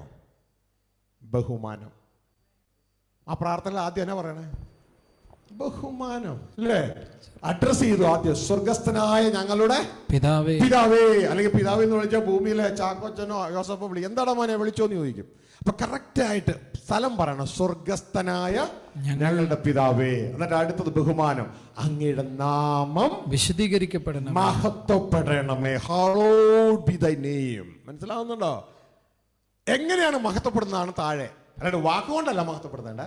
എങ്ങനെയാണ് മഹത്വപ്പെടുന്നത്? അങ്ങയുടെ തിരുഹിതം സ്വർഗത്തിലെ ഭൂമിയിലും എന്നിലൂടെ നിറവേറുമ്പോൾ അങ്ങയുടെ നാമം മഹത്വപ്പെടും. മനസ്സിലാവുന്നുണ്ടോ? യേശു മോഡൽ മഹത്വം അങ്ങനെയായിരുന്നു. യോഹന്നാൻ 17 യേശു പറയുകയാണ്, പിതാവേ ഞാൻ നിന്നെ മഹത്വപ്പെടുത്തി. എങ്ങനെയാണ്? ഞാൻ 10 പ്രാവശ്യം നീ നല്ലവനെന്ന് പറഞ്ഞു. അങ്ങനെയാണോ? ഞാൻ നിനക്ക് വേണ്ടി 10 പാട്ട് പാടി. അങ്ങനെയാണോ? അല്ല. യേശു പറയാണ്, നീ എനിക്ക് ചെയ്യാൻ തന്ന പ്രവൃത്തി ഞാൻ ഭൂമിയിൽ തികച്ച് നിന്നെ മഹത്വപ്പെടുത്തി. ഇതാണ് യേശു മോഡൽ മഹത്വപ്പെടുത്താൻ. മനസ്സിലാവുന്നുണ്ടോ? ഇന്ന് നമ്മളെങ്ങനെയാ? അതാണോ? യേശു പറയുന്നു, ഞാൻ പറയുന്ന ഒന്നും നിങ്ങൾ ചെയ്യുന്നില്ല. എന്നെ ഭയങ്കര കർത്താവേ കർത്താവ് വിളിയാ, ഞാൻ പറയണൊന്നും ചെയ്യത്തില്ല. നമ്മുടെ മോഡൽ മഹത്വം അങ്ങനെയാ. യേശു മോഡൽ മഹത്വം അങ്ങനെയല്ല. ചെയ്യാൻ തന്ന പ്രവൃത്തി തികച്ചട്ടാ. ഒന്ന് വായിച്ചോളൂ. യോഹന്നാൻ 17:4 ഞാൻ ഭൂമിയിൽ നിന്നെ മഹത്വപ്പെടുത്തി, നീ എനിക്ക് ചെയ്യുവാൻ തന്ന പ്രവൃത്തി തികച്ചിരിക്കുന്നു. കേട്ടോ? ഇനി മുതൽ ഈ സഭയുടെ മഹത്വം അങ്ങനെയാകണം. ഓക്കെ? സഭ ദൈവത്തെ മഹത്വപ്പെടുന്ന രീതിയില്ലേ? സ്തുതിക്കേണ്ട പുകഴ്ത്തേണ്ടെന്നല്ല ഞാനീ പറഞ്ഞേ. യേശുക്രിസ്തു പഴയ ഉടമ്പടിയിൽ ഒരു വചനം കോട്ട് ചെയ്യുന്നുണ്ട്. മത്തായി 15 ഞാൻ ചിന്തിക്കുന്നത്, ഈ ജനം അധരം കൊണ്ട് ഭയങ്കര പുകഴ്ത്തല, പക്ഷെ ഇവിടെ ഹൃദയം എന്നിൽ നിന്ന് വളരെ അകലെയാണ്. ഹൃദയം അകലെ ആകാതെ നിങ്ങൾ പുകഴ്ത്തുകയാണെങ്കിൽ നല്ലൊരു കാര്യമാണ്. ഇനി യേശു മോഡൽ വേണോ? യേശു മോഡൽ വേണോ? ഇത് ഇങ്ങനെ ചെയ്യണം. യേശു പറയുന്നു, നീ എനിക്ക് ചെയ്യാൻ തന്ന പ്രവൃത്തി ഞാൻ തികച്ച് നിന്നെ മഹത്വപ്പെടുത്തി. ഒന്നുകൂടി വായിച്ച എല്ലാവരും ഒന്നുകൂടി കേട്ടോട്ടെ. ഞാൻ ഭൂമിയിൽ നിന്നെ മഹത്വപ്പെടുത്തി, നീ എനിക്ക് ചെയ്യുവാൻ തന്ന പ്രവൃത്തി തികച്ചിരിക്കുന്നു. ഹല്ലേലൂയ. നീ എനിക്ക് ചെയ്യാൻ തന്ന പ്രവൃത്തി തികച്ചിരിക്കുന്നു. അപ്പോ നമുക്ക് എല്ലാവർക്കും ക്രിസ്തുവിൽ ഒരു പ്രവൃത്തി ഇവിടെ ഉണ്ട്. ക്രിസ്തുവിന്റെ ഭാഗമായ ഒരു പ്രവൃത്തി ഉണ്ട്. അത് നാം തികയ്ക്കണം. ഹല്ലേലൂയ. അല്ലാണ്ട് ഈ സാധനം ഇപ്പൊ പോകും. ഇതിനു വേണ്ടി ജീവിച്ച് ഒരു ഗുണമില്ലാതെ തീരരുത്. ദൈവത്തിന്റെ വചനം പറയാണ്, ഇതിനു വേണ്ടി ജീവിക്കുന്ന ഭക്തന്മാരുണ്ട് ക്രിസ്തുവിന്റെ പുറകെ പോകുന്നത്. അവരെ കുറിച്ച് പറയാ, ഇവർ സകല മനുഷ്യരെ അരിഷ്ടന്മാരാന്ന് പറയുന്നത്. സകല മനുഷ്യരെ അരിഷ്ടന്മാർ, സകലരിലും. പ്രത്യാശ ക്രിസ്തുവിലൊക്കെ തന്നെയാ. പക്ഷേ നമ്മളിപ്പോൾ സ്വിച്ച് ഓഫ് ചെയ്ത് കഴിഞ്ഞു. ആ മൃഗത്തിന്റെ ജീവിതം കണ്ടില്ല, 6-ാം ദിവസം. ആ ഒരു ആയുസുണ്ട്. മൃഗത്തിനും അതേ ഉള്ളൂ, നമുക്കും അതേ ഉള്ളൂ. ആ ആയുസിൽ മാത്രമാണ് നീ ക്രിസ്തുവിൽ പ്രത്യാശ വെച്ചിരിക്കുന്നെങ്കിൽ നിന്നേക്കാൾ അരിഷ്ടനായിട്ട് വേറെ ആരുമില്ല. ഇതാണ് 1 കൊരിന്ത്യർ 15:19 പറയുന്നത്. നാം ഈ ആയുസ്സിൽ മാത്രം ക്രിസ്തുവിൽ പ്രത്യാശ വെച്ചിരിക്കുന്നു എങ്കിൽ സകല മനുഷ്യരിലും അരിഷ്ടന്മാരത്രേ. നാം ഈ ആയുസ്സിൽ മാത്രം ക്രിസ്തുവിൽ പ്രത്യാശ വെച്ചിരിക്കുന്നുവെങ്കിൽ സകല മനുഷ്യരിലും അരിഷ്ടന്മാരത്രേ. കേട്ടോ? ഏതായുസിൽ? ഈ പുറകിലുള്ള ആയുസില്ലേ, ഈ പുറകിലുള്ള ജീവിതം. ആ പുറകിലുള്ള ജീവിതം ഈ ആയുസിൽ മാത്രമാണ് നാം ക്രിസ്തുവിൽ പ്രത്യാശ വെച്ചിരിക്കുന്നതെങ്കിൽ സകല മനുഷ്യരിലും അരിഷ്ടന്മാരാ. ഈ ചിത്രം നിങ്ങൾക്ക് വളരെ ഉപകരിക്കും. കാരണം ഈ ആയുസ് എന്ന് പറയുന്നത് 6-ാം ദിവസത്തെയാണ്. അതിൻ്റെ ഉള്ളിലുള്ളതാ. 7ലേക്കും പോകുന്നില്ല, 8ലേക്കൊന്നും അത് പോകുന്നില്ല. അത് ഈ ആയുസ്സിൽ ഒതുങ്ങുക. പക്ഷേ നമ്മളെ വിളിച്ചേക്കണത് 8ൽ ജീവിക്കാനാണ്. നമ്മളെ വിളിച്ചേക്കണത് അതിൽ ജീവിക്കാനാണ്. മൃഗത്തെ ഒന്നും അങ്ങോട്ട് വിളിച്ചിട്ടില്ല. അതൊക്കെ ഇവിടം കൊണ്ട് തീരും. എന്നാൽ നമ്മൾ നശിച്ചു പോകുന്ന മൃഗത്തിനൊപ്പത്തിനൊപ്പമായി പോകും. അവിടെ നിൽക്കരുത്. അപ്പോൾ പ്രിയ സഹോദരങ്ങളെ, ഇവിടെ വ്യക്തതയോടെ ഈ ഒരു സംഭവം തിരിച്ചറിയുക. അത് തെളിയുന്നില്ല. അത് തെളിയുന്നെങ്കിൽ ഒന്ന് മുന്നേ ഓക്കെ ശ്രദ്ധിക്കുക. നിങ്ങൾ സ്ക്രീനിലേക്ക് നോക്കിയാൽ നിങ്ങൾക്ക് കാണാം ഈ പുറകിലുള്ള ജീവിതം, ഈ 6-ാം ദിവസത്തെ ജീവിതം. ഇതാണ് ഈ ആയുസ്സിൽ മാത്രം. നാം ഈ ആയുസ്സിൽ മാത്രം ക്രിസ്തുവിൽ പ്രത്യാശ വച്ചിരിക്കുന്നു എങ്കിൽ സകല മനുഷ്യരിലും അരിഷ്ടന്മാരത്രേ. കേട്ടോ, നമ്മുടെ ഭക്തി ഇതാണെങ്കിൽ ഇവിടെ നമ്മൾ സുവിശേഷം അറിയിച്ചു, യേശുവിനെ സ്വീകരിച്ചാൽ നിന്റെ രോഗം പോകും, നിന്റെ മുട്ടുവേദന പോകും. ഇതുകൊണ്ട് മാത്രം ഒതുങ്ങുന്നതല്ല. ഇതൊക്കെ ഒരു ബൈ പ്രൊഡക്റ്റാ. ഇതൊക്കെ ഒരു ബൈ പ്രൊഡക്റ്റാ. അതായത് ക്രൂഡ് ഓയിൽ ഒരുക്കുമ്പോൾ, ഡീസലിനും പെട്രോളിനും വേണ്ടി ഒരുക്കുമ്പോൾ കീല് അതിന്റെ വേസ്റ്റാ, അത് ഉപയോഗിച്ച് റോഡ് നന്നാക്കുന്നു. ഇതേപോലെ ബൈ പ്രൊഡക്റ്റുകൾക്ക് വേണ്ടി യേശുവിന്റെ പുറകെ പോകുന്നു. എന്നിട്ട് അത് വലിയ കാര്യമാക്കി നടക്കുന്നു. ശ്രദ്ധിക്കുക, ദൈവത്തിന്റെ വചനം പറയാ, നാം ഈ ആയുസ്സിൽ, ഈ 6-ാം ദിവസത്തെ ഈ ആയുസ്സിൽ മാത്രം ക്രിസ്തുവിൽ പ്രത്യാശ വെച്ചിരിക്കുന്നുവെങ്കിൽ നാം സകല മനുഷ്യരില് അരിഷ്ടന്മാരത്രേ. ഇന്ന് നമ്മൾ നോക്കുമ്പോൾ നമ്മുടെ സഹോദരന്മാർക്ക് ഈ തിരിച്ചറിവില്ലാത്തത് കൊണ്ട് അവർ ഈ 6-ാം ദിവസത്തിന് വേണ്ടി ആളുകളെ കൂട്ടി അവസാനിപ്പിക്കുന്നു. നോ, യേശുവിനെ തന്നത് ഒരു ബ്രിഡ്ജായിട്ട് 7ലൂടെ 8ലെത്തണം. നമ്മുടെ ഗോസറി ബ്രിഡ്ജിലൂടെ ഇവിടെ ഉള്ളവർ എറണാകുളത്ത് എത്തുന്നില്ലേ? ഇതേപോലെ യേശുവിലൂടെ 6-ലുള്ളവർ, ഈ ആയുസ്സിലുള്ളവർ നിത്യായുസിലേക്ക്, 8-ാം ആ ഭാഗത്തേക്ക്, നിത്യമായ ദൈവത്തോടു കൂടിയുള്ള ജീവിതത്തിലേക്ക് കയറണം. മനസ്സിലാവുന്നുണ്ടോ? അല്ലെങ്കിൽ പ്രത്യാശ ആരി തന്നെയാ. ഒന്നൊരു വായിച്ച വചനം. നാം ഈ ആയുസ്സിൽ മാത്രം ക്രിസ്തുവിൽ പ്രത്യാശ വെച്ചിരിക്കുന്നു എങ്കിൽ. അപ്പൊ ആരില്ല പ്രത്യാശ? ക്രിസ്തുവില. ക്രിസ്തുവില. ഒന്നുകൂടി വായിച്ചേ. നാം ഈ ആയുസ്സിൽ മാത്രം ക്രിസ്തുവിൽ പ്രത്യാശ വെച്ചിരിക്കുന്നു എങ്കിൽ. അപ്പോ യേശു പൗലോസ് അപ്പോസ്തലനിലൂടെ ദൈവത്തിന്റെ ആത്മാവ് സഭയെ 2ആയിട്ട് കീറുന്നു. നാം എന്ന് പറഞ്ഞേ, നാം സഭയെ കുറിച്ചല്ലേ പറയണേ? പൗലോസ് അപ്പോസ്തലനും ഉണ്ട്, കൂടെ കുറെ ആളുകളും ഉണ്ട്, അല്ലേ? നാം ഈ ആയുസ്സിൽ മാത്രം, അതായത് ഈ 6-ാം ദിവസത്തിൽ മാത്രം. മൃഗം അത്രേ ഉള്ളൂ, 6-ൽ മാത്രമേ ഉള്ളൂ. ഇതിൽ മാത്രമാണ് ക്രിസ്തുവിൽ പ്രത്യാശ വെച്ചിരിക്കുന്നുവെങ്കിൽ, ഇതെല്ലാം 6-ന് മരിച്ചു പോകും. ക്രിസ്തുവിൽ പ്രത്യാശ വെച്ചിരിക്കുന്നുവെങ്കിൽ, അപ്പൊ ആരില്ല പ്രത്യാശ? ക്രിസ്തുവിൽ പ്രത്യാശ. ക്രിസ്തുവിന്റെ ദാസൻ, ക്രിസ്തുവിന്റെ ആള്, ക്രിസ്തുവിന്റെ സഭ, സകല മനുഷ്യരിലും അരിഷ്ടന്മാരാ. മനസ്സിലാവുന്നുണ്ടോ? ഹല്ലേലൂയ. സകല മനുഷ്യരിലും അരിഷ്ടന്മാരാ. ക്രിസ്തുവെ തന്നത് ഈ ആയുസ്സിൽ, നാടൻ ഭാഷ പറഞ്ഞ ആള് പറയാറുണ്ട് പുട്ടടിക്കുകയെന്ന്, ഇല്ലേ? ഈ ആയുസ്സിനെ മനോഹരമാക്കി അവസാനിപ്പിക്കാനല്ല, നമ്മുടെ യഥാർത്ഥ നിത്യായുസ്സിനെ മനോഹരമാക്കാനാണ്. അങ്ങനെ നിത്യായുസ്സിനെ മനോഹരമാക്കാൻ നിൽക്കുമ്പോൾ ഈ ആയുസ്സിന് വേണ്ടത് നമ്മുടെ പുറകെ ഓടാൻ തുടങ്ങും. മനസ്സിലായോ? നമ്മുടെ പുറകെ ഓടി വരും. ഇതാണ് ഡിസൈൻ. ഇതാണ് ഡിസൈൻ. ഇതാ പഴയ ഉടമ്പടിയിലുണ്ട് 21-ാം സങ്കീർത്തനത്തില്, യഹോവന്റെ ഇടയനാവുന്നു.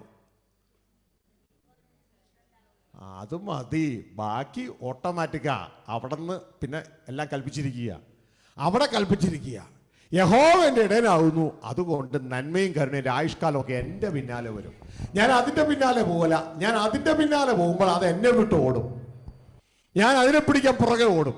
അങ്ങനെ ഓടി ഓടി ഓടി ഓടി ആ ഓട്ടത്തിൽ നന്നായി അത് കിട്ടാൻ വേണ്ടി ക്രിസ്തുവിലൊരു പ്രത്യാശ. എന്നെ പോലെ അരിഷ്ടം വേറെ ആരും ഇല്ല. പകരം ക്രിസ്തു പറഞ്ഞതുപോലെ മുമ്പേ ദൈവരാജ്യം അന്വേഷിച്ച് ഞാൻ ദൈവത്തിന്റെ പിന്നാലെയാണ് പോണെങ്കിൽ എനിക്ക് വേണ്ടത് എല്ലാം എന്തൊക്കെയാണോ എൻ്റെ ആയുസ്സിന് എനിക്ക് വേണ്ടത് അതെന്നെ പിന്തുടരും. മനസ്സിലായോ? ഇത് എൻ്റെ ജീവിതമാണ് മക്കളെ, എന്നോട് പറയുന്നത് എൻ്റെ ജീവിതമാണ്.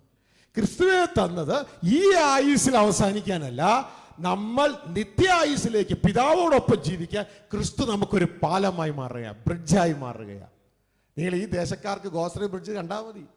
ഹല്ലേലൂയ. നേരത്തെ നിങ്ങൾക്ക് എറണാകുളത്തിന്റെ നന്മകൾ അനുഭവിക്കണമെങ്കിൽ എന്ത് വേണമായിരുന്നു? ജങ്കാറും ബോട്ടൊക്കെ വെച്ച് കഷ്ടപ്പെട്ട് കുത്തിത്തുഴഞ്ഞ് പോകണ്ടേ, ഇല്ലേ? പക്ഷെ ഇപ്പൊ നോക്കിയ ഗോസറി ബ്രിഡ്ജ് വന്നപ്പോ എറണാകുളത്തിലെ സകല അനുഗ്രഹത്താലും ഗോസറി ബ്രിഡ്ജിനാൽ നിങ്ങളെ അനുഗ്രഹിച്ചില്ലേ? ശരിയാണോ അല്ലയോ? ഉള്ള കാര്യമല്ലേ? സ്വർഗത്തിലെ സകല അനുഗ്രഹത്താലും ക്രിസ്തുവിൽ നിങ്ങളെ അനുഗ്രഹിച്ചില്ലേ? ശരിയല്ലേ? അപ്പൊ ക്രിസ്തു ആരായി മാറി? ഒരു ഗോസറി ബ്രിഡ്ജായി മാറിയില്ലേ? ശരിയാണോ അല്ലയോ? ഹല്ലേലൂയ.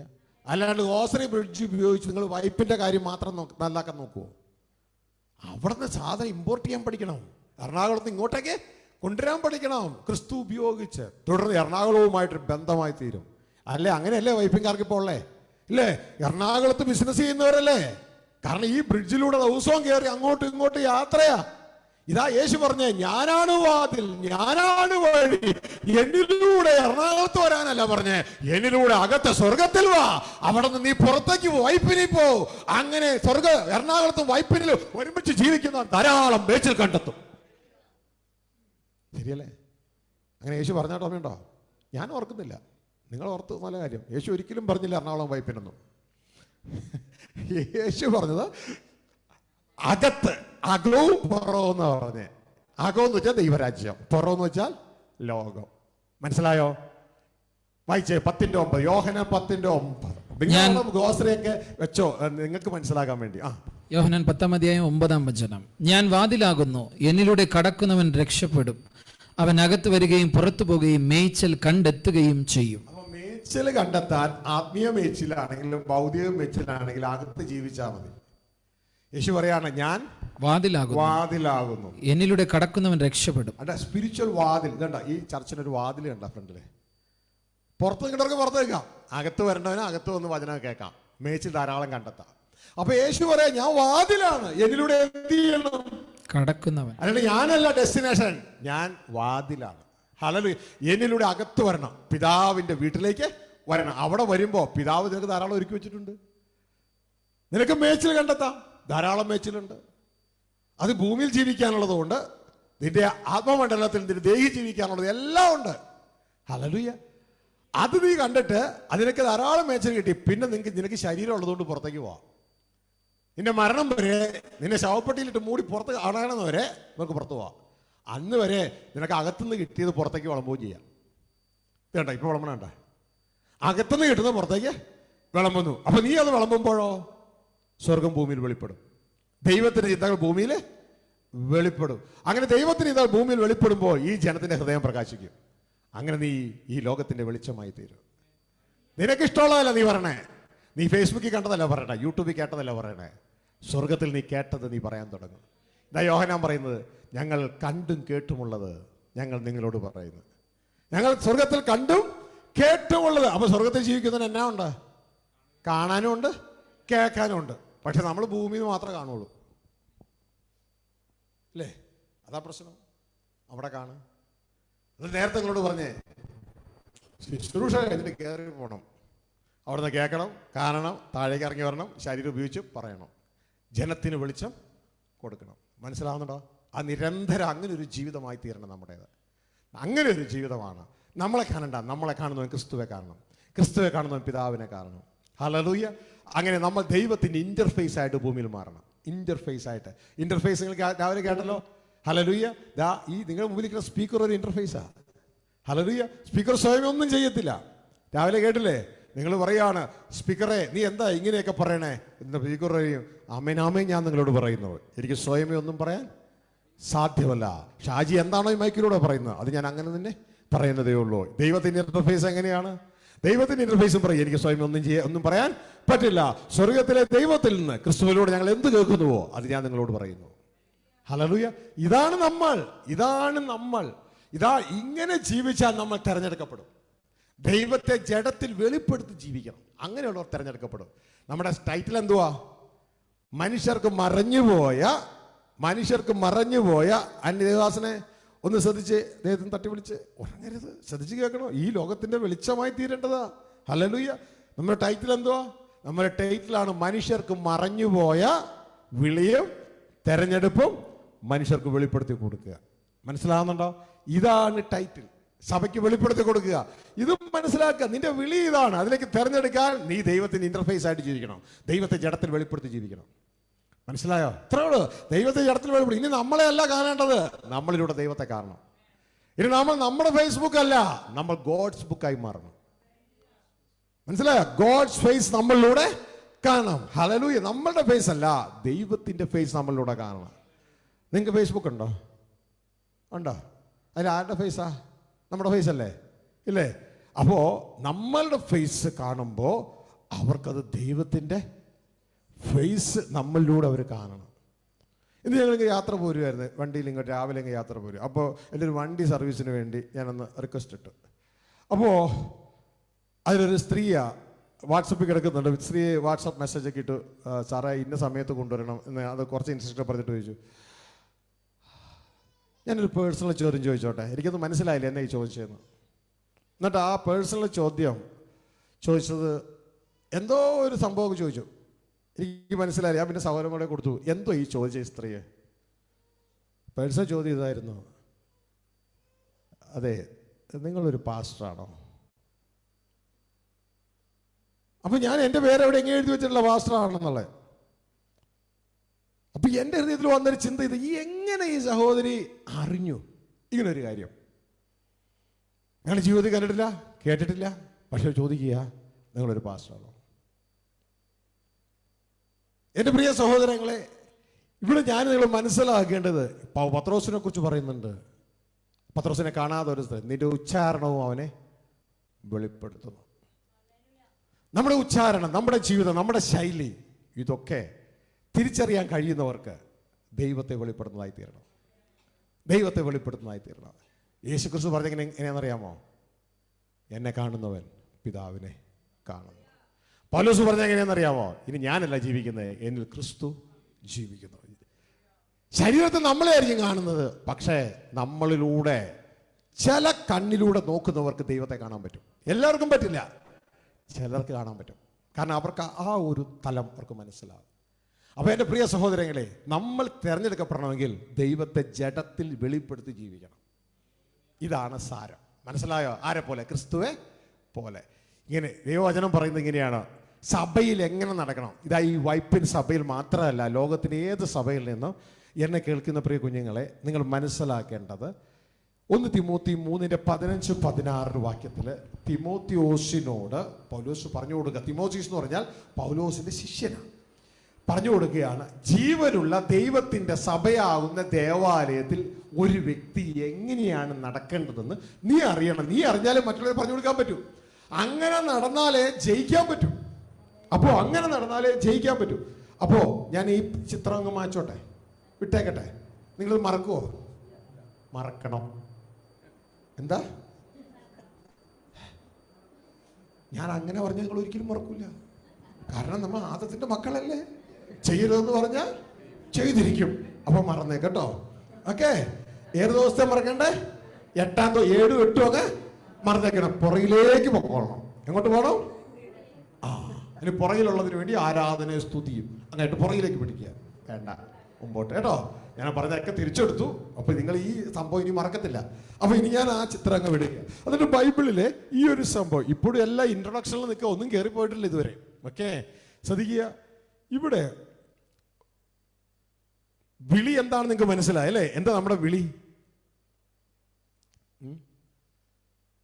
പല സംസ്ഥാനം പറഞ്ഞില്ലേ, ഒന്ന് ഞാൻ ചെയ്യുന്നു, പിൻപിലുള്ളതിനെ മറന്ന് മുൻപിൽ ലക്ഷ്യമാക്കി ക്രിസ്തയേശുവിൽ ദൈവത്തിന്റെ പരമവിളിയുടെ വിരുദിനായി ലാക്കിലേക്ക് ഓടുന്നു. എന്താ വിളി? ബിന്ദു,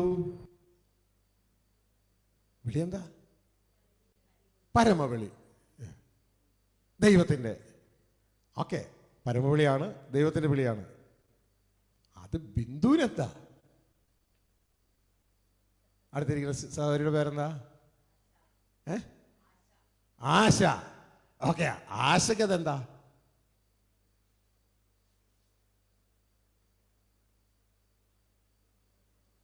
അതാ നമ്മൾ മനസ്സിലാക്കണ്ടേ. ഇദ്ദേഹത്തിന്റെ പേരെന്താ? ലിസ്റ്റിൻ. ഈശ്വരി അല്ലെ? ഈശ്വരിക്ക് എന്താ അത്? ആ വിളി എന്താ? എന്തായിട്ടാ വിളിച്ചേക്കണേ? മനസ്സിലായില്ല അല്ലേ? ഇപ്പൊ ഏതാ ഇനം? ഇത് മുയലാണോ ആടാണോ അതോ കുതിരയാണോ? ഏതാ ഈ ഇനം?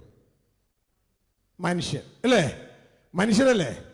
ഇനി ശ്രദ്ധിക്കുക, ഈ മനുഷ്യൻ ഈ വിളിയിൽ മനസ്സിലാക്കി വിളിയിൽ കയറിയിട്ട് ജയിച്ചാൽ ജയിച്ചാൽ ദൈവത്തിന്റെ പുത്രനായി തീരും. മനസ്സിലായോ? ഇതാണ് വിളി. പിടുത്തം കിട്ടിയാ? മനസ്സിലാവുന്നുണ്ടോ? അതുകൊണ്ട് അങ്ങോട്ടേക്ക് വെളിപ്പാട് 21:7 പോക്കോ. ബൈബിൾ തീരുവാ. ജയിക്കുന്നവന് ഇത് അവകാശമായി ലഭിക്കും. ജയിക്കുന്ന ഈശ്വരിക്ക്, ജയിക്കുന്ന ആശയ്ക്ക്, ജയിക്കുന്ന ബിന്ദുവിന്, ജയിക്കുന്ന നമുക്ക് എല്ലാവർക്കും ഇത് അവകാശമായി കിട്ടും. എന്താണാവോ മനുഷ്യർക്ക് കിട്ടാൻ പോണ അവകാശം? ഞാൻ അവന് ദൈവവും, ഞാൻ അവന് ദൈവവും, അവൻ എനിക്ക് മകനുമായിരിക്കും. അവൻ എനിക്ക് ആരായിരിക്കും? മകനും. അപ്പൊ ജയിച്ച നീ ആരാവും? ആരുടെ? മനസ്സിലായ? ജയിച്ച നീ ദൈവത്തിന്റെ മകനാ. അപ്പൊ ഇപ്പൊ നീ ആരാ? മനുഷ്യനാ, മരിച്ചു പോകുന്ന മനുഷ്യൻ. ജയിച്ചാൽ മരണമില്ലാത്ത ദൈവത്തിന്റെ പുത്രൻ. മനസ്സിലാവുന്നുണ്ടോ? വിളി തിരിച്ചറിയ. ആദ്യം വിളി. MBBS പഠിക്കുന്നതിന് മുമ്പ് നീ ഒരു സാധാ വ്യക്തി ഇല്ലേ? പഠിച്ചിറങ്ങി ജയിച്ചാൽ നീ ആരായി? ഡോക്ടറായി. അപ്പൊ നിന്നെ വിളിച്ചതിന് വേണ്ടിയായിരുന്നു? ഡോക്ടറാകാനാ. ജയിച്ചപ്പോ ആരായി? ഡോക്ടറായി അല്ലേ? ഇപ്പോ ഞാനും നിങ്ങളും മരണമുള്ള മനുഷ്യർ. മനസ്സിലായോ? മനുഷ്യരോട് കൂടെ ജീവിക്കുന്നു. എന്നാൽ ഈ യേശുക്രിസ്തുവിലൂടെയുള്ള ഈ കോഴ്സിൽ നാം പ്രവേശിച്ച് ഞാനും നിങ്ങൾ യേശുവെ അനുഗമിച്ച് യേശുവിനോട് പഠിച്ച് ജയിച്ചാൽ ദൈവവചനം പറയുന്നു, ജയിക്കുന്നവൻ ദൈവത്തിന്റെ മകൻ. മനസ്സിലായോ? അല്ലാണ്ട് ക്രിസ്തു മതമൊന്നും അല്ല ഇത്. അതെങ്ങും പറഞ്ഞിട്ടില്ല. ക്രിസ്തു മതം എന്ന് പറയുന്ന സംഭവം നമുക്ക് ഇരട്ടപ്പേരിട്ടതാ. നിങ്ങൾക്ക് ഇരട്ടപ്പേരാണോ സ്വന്തം പേരാണോ ഇഷ്ടം? സ്കൂളിൽ ഇട്ട ഇരട്ടപ്പേരെന്താ ഓർക്കുന്നുണ്ടോ? ക്രിസ്ത്യാനികളെന്ന് പറയുന്നത് ക്രിസ്തുവിന്റെ പുറകെ പോകുന്നവരെ കണ്ടിട്ട് അന്ന് പുറമേ ഉള്ളവർ എന്തെങ്കിലും ഒന്ന് പേര് വിളിക്കണ്ടേ, അതിനുവേണ്ടി വിളിച്ച ഇരട്ടപ്പേരാ. മനസ്സിലായോ? ഹല്ലേലൂയ. ക്രിസ്തുവിന്റെ പുറകെ ഇങ്ങനെ കുറെ പേര് പോണതുണ്ട്. ഇവരെന്തെങ്കിലും ഒന്ന് വിളിക്കണ്ടേ? ഏയ് പോ, അങ്ങനെ വിളിക്കാൻ പറ്റുമോ? അപ്പൊ അവരെ കുറിച്ച് പറയാനായിട്ട് ഇപ്പൊ എന്റെ പുറകെ കുറച്ച് പേര് പോവാ. അവർക്ക് എന്നെ അറിയാം, എന്റെ പേര് ഷാജി. പുറകെ പോരുന്നവരെ അറിയാനും പാടില്ല. അപ്പൊ എന്നെ വിളിക്കും ഷാജിയുടെ പുറകെ പോകുന്നവർ, ഷാജി അനുഗമിക്കുന്നവർ. അപ്പൊ അവരെന്നെ വിളിക്കും, എന്റെ പേരറിയാം, അവരെന്നെ വിളിക്കും. ഷാജി അനുഗമിക്കുന്നവരെന്നെ വിളിക്കും ഷാജിയാനികൾ. എന്താനികൾ? ഷാജിയാനികൾ. മനസ്സിലായോ? അപ്പൊ ക്രിസ്തുവിന്റെ പുറകെ കുറെ പേര് പോവുക, അവരെന്നാ വിളിക്കും? ക്രിസ്ത്യാനികൾ. അത് അന്ത്യോക്യ എന്ന് പറയുന്ന സ്ഥലത്ത്, ജാതികളുടെ സ്ഥലമാണ്. അവിടെ വെച്ച് ഉണ്ടായ ഇരട്ടപ്പേരാ. അതൊരു പറഞ്ഞോട്ടെ, നോ പ്രോബ്ലം. പക്ഷെ സ്വർഗം നമ്മളെ വിളിക്കുന്നത്, കാൺമീൻ എത്ര കുഞ്ഞു കൊണ്ണിക്കാര സ്നേഹം ദൈവം നമുക്ക് നൽകിയിരിക്കുന്നു. അങ്ങനെയാണോ? വായിച്ചിട്ടില്ല വചനം. ഞാൻ ഓപ്പോസിറ്റ് പറയാ, എങ്ങനെയെങ്കിലും മനസ്സിലാകട്ടെ. കാൺമീൻ എത്ര വലിയ സ്നേഹം ദൈവം നമുക്ക് നൽകിയിരിക്കുന്നു. എന്താണാണാവത്? ദൈവത്തിന്റെ മക്കൾ എന്ന് വിളിക്കപ്പെടുവാൻ. ആരുടെ മക്കൾ? ദൈവത്തിന്റെ മക്കൾ എന്ന് വിളിക്കപ്പെടാൻ എത്ര വലിയ സ്നേഹം ദൈവം നമുക്ക് നൽകിയിരിക്കുന്നു. കാരണം ആ ഇനത്തിൽപ്പെട്ട ഒരെണ്ണം ഉള്ളു ദൈവത്തിന്, തന്റെ ഏകജാതൻ. ആ ഏകജാതനിലൂടെ ദൈവം മക്കളെ ജനിപ്പിക്കുകയാണ്. അങ്ങനെ മക്കളെ ജനിപ്പിക്കുമ്പോൾ രാവിലെ കേട്ടു, ആ ഏകജാതൻ അനേക സഹോദരന്മാരിൽ ആദ്യജാതനായി തീരേണ്ടതിന്. എന്നാ സ്നേഹം ഇത്! എന്നാ സ്നേഹം ഇത്!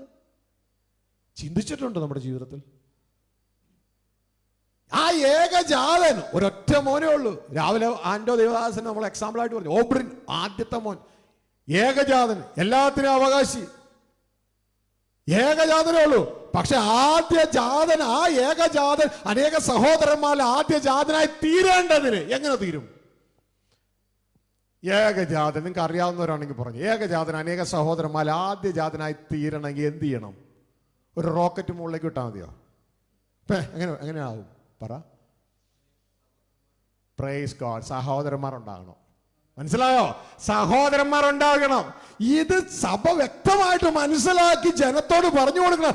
നീ ആരാന്നറിയാമോ? ദൈവത്തിന്റെ മകന്, ക്രിസ്തുവിന്റെ സഹോദരന്, ക്രിസ്തുവിന്റെ കൂട്ടവകാശി, ക്രിസ്തുവോട് ചേർന്ന് ലോകം വാഴേണ്ട വ്യക്തി ആയിരിക്കണേ. അപ്പൊ ഇവർക്ക് എന്തുണ്ടാകും? ഇവർക്ക് താൻ ആരെന്നുള്ള സുബോധം ഉണ്ടാകും. ഇത് മതി, ഇവർ പിൻപിലുള്ളതിനെ വിടും. മനസ്സിലായി? ഈ പിൻപിലുള്ളതിനെ വിടാത്തന്നെ എന്തുകൊണ്ടാ? പിൻപിലുള്ളത് വിടാത്ത എന്തുകൊണ്ടാ? മുമ്പിലുള്ളത് കാണാത്തത് കൊണ്ട്. ശ്രദ്ധിച്ചാൽ മതി, മുമ്പിലുള്ള കാണാത്തതുകൊണ്ട്. ഇതാ ഞങ്ങളുടെ അവിടെ ഗൾഫിൽ 600 റിയാലിന് 800 റിയാലിന് വർക്ക് ചെയ്യുന്ന ധാരാളം പേരുണ്ട്. അവർ ക്ലീനിങ് കമ്പനിയിൽ കോൺട്രാക്ടേഴ്സിൻ്റെ കീഴിലാണ്. അവർ പലരും ആ ജോലി പലരും വിട്ടുപോകും. എപ്പോഴാണെന്നറിയാമോ?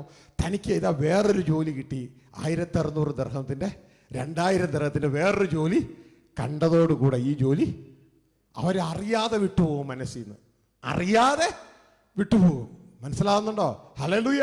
ഇതേപോലെ മുൻപിലുള്ളതിനെ കാണുമ്പോൾ പിൻപിലുള്ളത് അറിയാതെ നമ്മളത് വിട്ടുപോകും. മനസ്സിലാവുന്നുണ്ടോ? Hallelujah.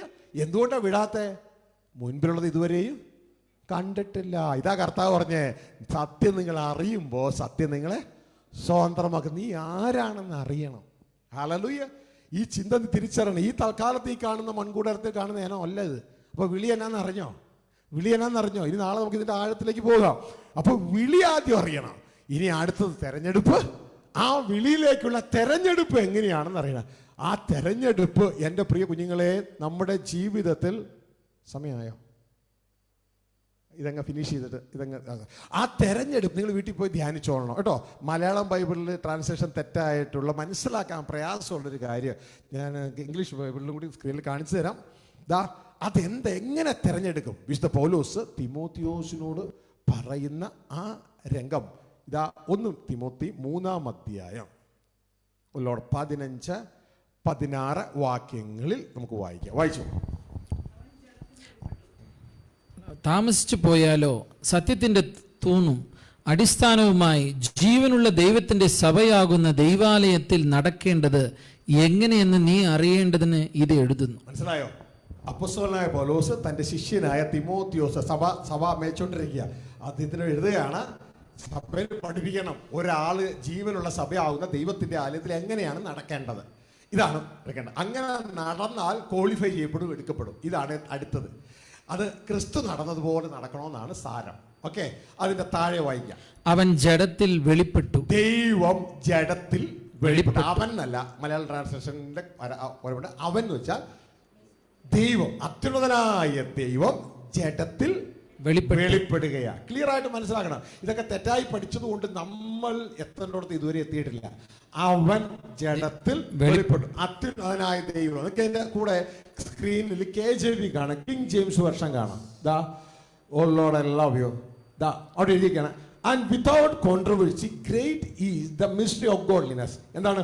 God was manifest in the flesh. ദൈവം ജഡത്തിൽ വെളിപ്പെട്ടു. ഇത് ക്ലിയർ ഇന്റർഫേസാണ്. ഇന്റർഫേസ് മനസ്സിലാവുന്നുണ്ടോ? ഹല്ലേലൂയ. ജഡത്തിൽ വെളിപ്പെട്ടെന്ന് പറഞ്ഞു കഴിഞ്ഞാൽ സ്വർഗത്തിലെ ദൈവം ജഡമായി ഭൂമിയിൽ വന്നെന്നല്ല പറയണേ. വചനം ജഡമായി. വചനം എന്ന് പറഞ്ഞാൽ വേറെ ആരുമല്ല, ക്രിസ്തു ദൈവപുത്രൻ. വചനം ജഡമായി. സ്വർഗസ്ഥ പിതാവല്ല ജഡമായത്, വചനം. ആദിയിൽ വചനമുണ്ടായിരുന്നു, വചനം ദൈവത്തോട്, ദി ഗോഡിനോട്, പിതാവിനോട് കൂടെയായിരുന്നു. ആ വചനം മാംസമായി. മനസ്സിലായി? ദൈവദാസന്മാർ ക്ലിയർ ആയിട്ട് മനസ്സിലാക്കണം. വചനം എന്തായി? മാംസമായി. അത്യുന്നത ദൈവമല്ല മാംസമായത്, വചനം മാംസമായി. നമുക്ക് നാളെ യോഗം നമുക്ക് പഠിക്കാം. വചനം മാംസമായി. ആരാ മാംസമായേ? അപ്പൊ ആരാ വന്നത്? ക്രിസ്തു. വചനമാണ് ദൈവപുത്രൻ. ക്രിസ്തു മനുഷ്യനായി ദൈവത്തോടുള്ള സമത്വം മുറുകെ പിടിക്കണമെന്ന് വിചാരിക്കാതെ താൻ വേഷം മാറി, ഇംഗ്ലീഷില് തന്നെത്താൻ ഒഴിച്ച് വേഷത്തിൽ മനുഷ്യനായി. കണ്ടോ എന്തായി മാറി? വചനം മാംസമായി മാറി. പിടുത്തം കിട്ടിയ? ജഡമായി മാറി.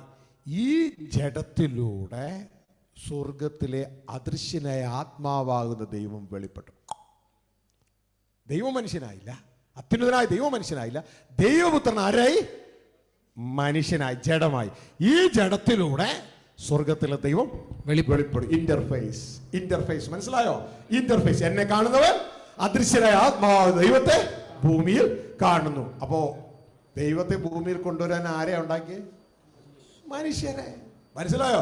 ഇത് ഒരാള് സാമ്പിളായിട്ട് വന്നിട്ട് പറയാം, നോക്കിയേ നിങ്ങളുടെ സാമ്പിളാ ഞാൻ, എന്നെ കാണുന്നവൻ സ്വർഗത്തിലെ ദൈവത്തെ കാണുന്നു. പിടുത്തം കിട്ടിയ? അങ്ങനെയെങ്കിൽ നമ്മൾ ശരിയായി പ്രവർത്തിച്ചാൽ റിപ്പയർ ചെയ്ത് റെഡിയാക്കിയാലോ? ഇതേപോലെ തന്നെ കാണും, നമ്മളിൽ കാണും ദൈവത്തെ. പിന്നെ നമ്മൾ നമുക്ക് പറയാനുള്ളതല്ല പറയണേ, ദൈവം നമ്മളിലൂടെ പറയുക. നമ്മൾ വേറെ സ്പീക്കറായി മാറുകയാ. മനസ്സിലായ? സ്പീക്കറാ. ആ സ്പീക്കറിലൂടെ ഇപ്പൊ ആരാ വെളിപ്പെടുന്നേ? സ്പീക്കറിലൂടെ ഷാജി വെളിപ്പെടുന്നു. ശരിയാണോ അല്ലയോ? ശരിയാണോ അല്ലയോ? ഇതേപോലെ നമ്മളിലൂടെ സ്വർഗത്തിലെ ദൈവം വെളിപ്പെടും. ദൈവം സംസാരിക്കും, നമ്മളിലൂടെ അത് ഭൂമി കേൾക്കും. ഇതാ യേശു പറഞ്ഞു, ആമേൻ ആമേൻ, ഞാൻ ഉറപ്പിച്ച് തെറപ്പിച്ച് പറയുന്നു, സ്വർഗത്തിലെ അപ്പൻ പറയുന്നതല്ലാതെ എനിക്ക് ഒന്നും പറയാൻ കഴിയില്ല. ഹല്ലേലൂയ. യോഹന്നാൻ 5:19 അതുകൊണ്ട് ഇന്ന് വായിച്ചോ. ദൈവം ജഡത്തിൽ വെളിപ്പെടുന്ന രംഗം കാണാം. 5:19 യോഹന്നാൻ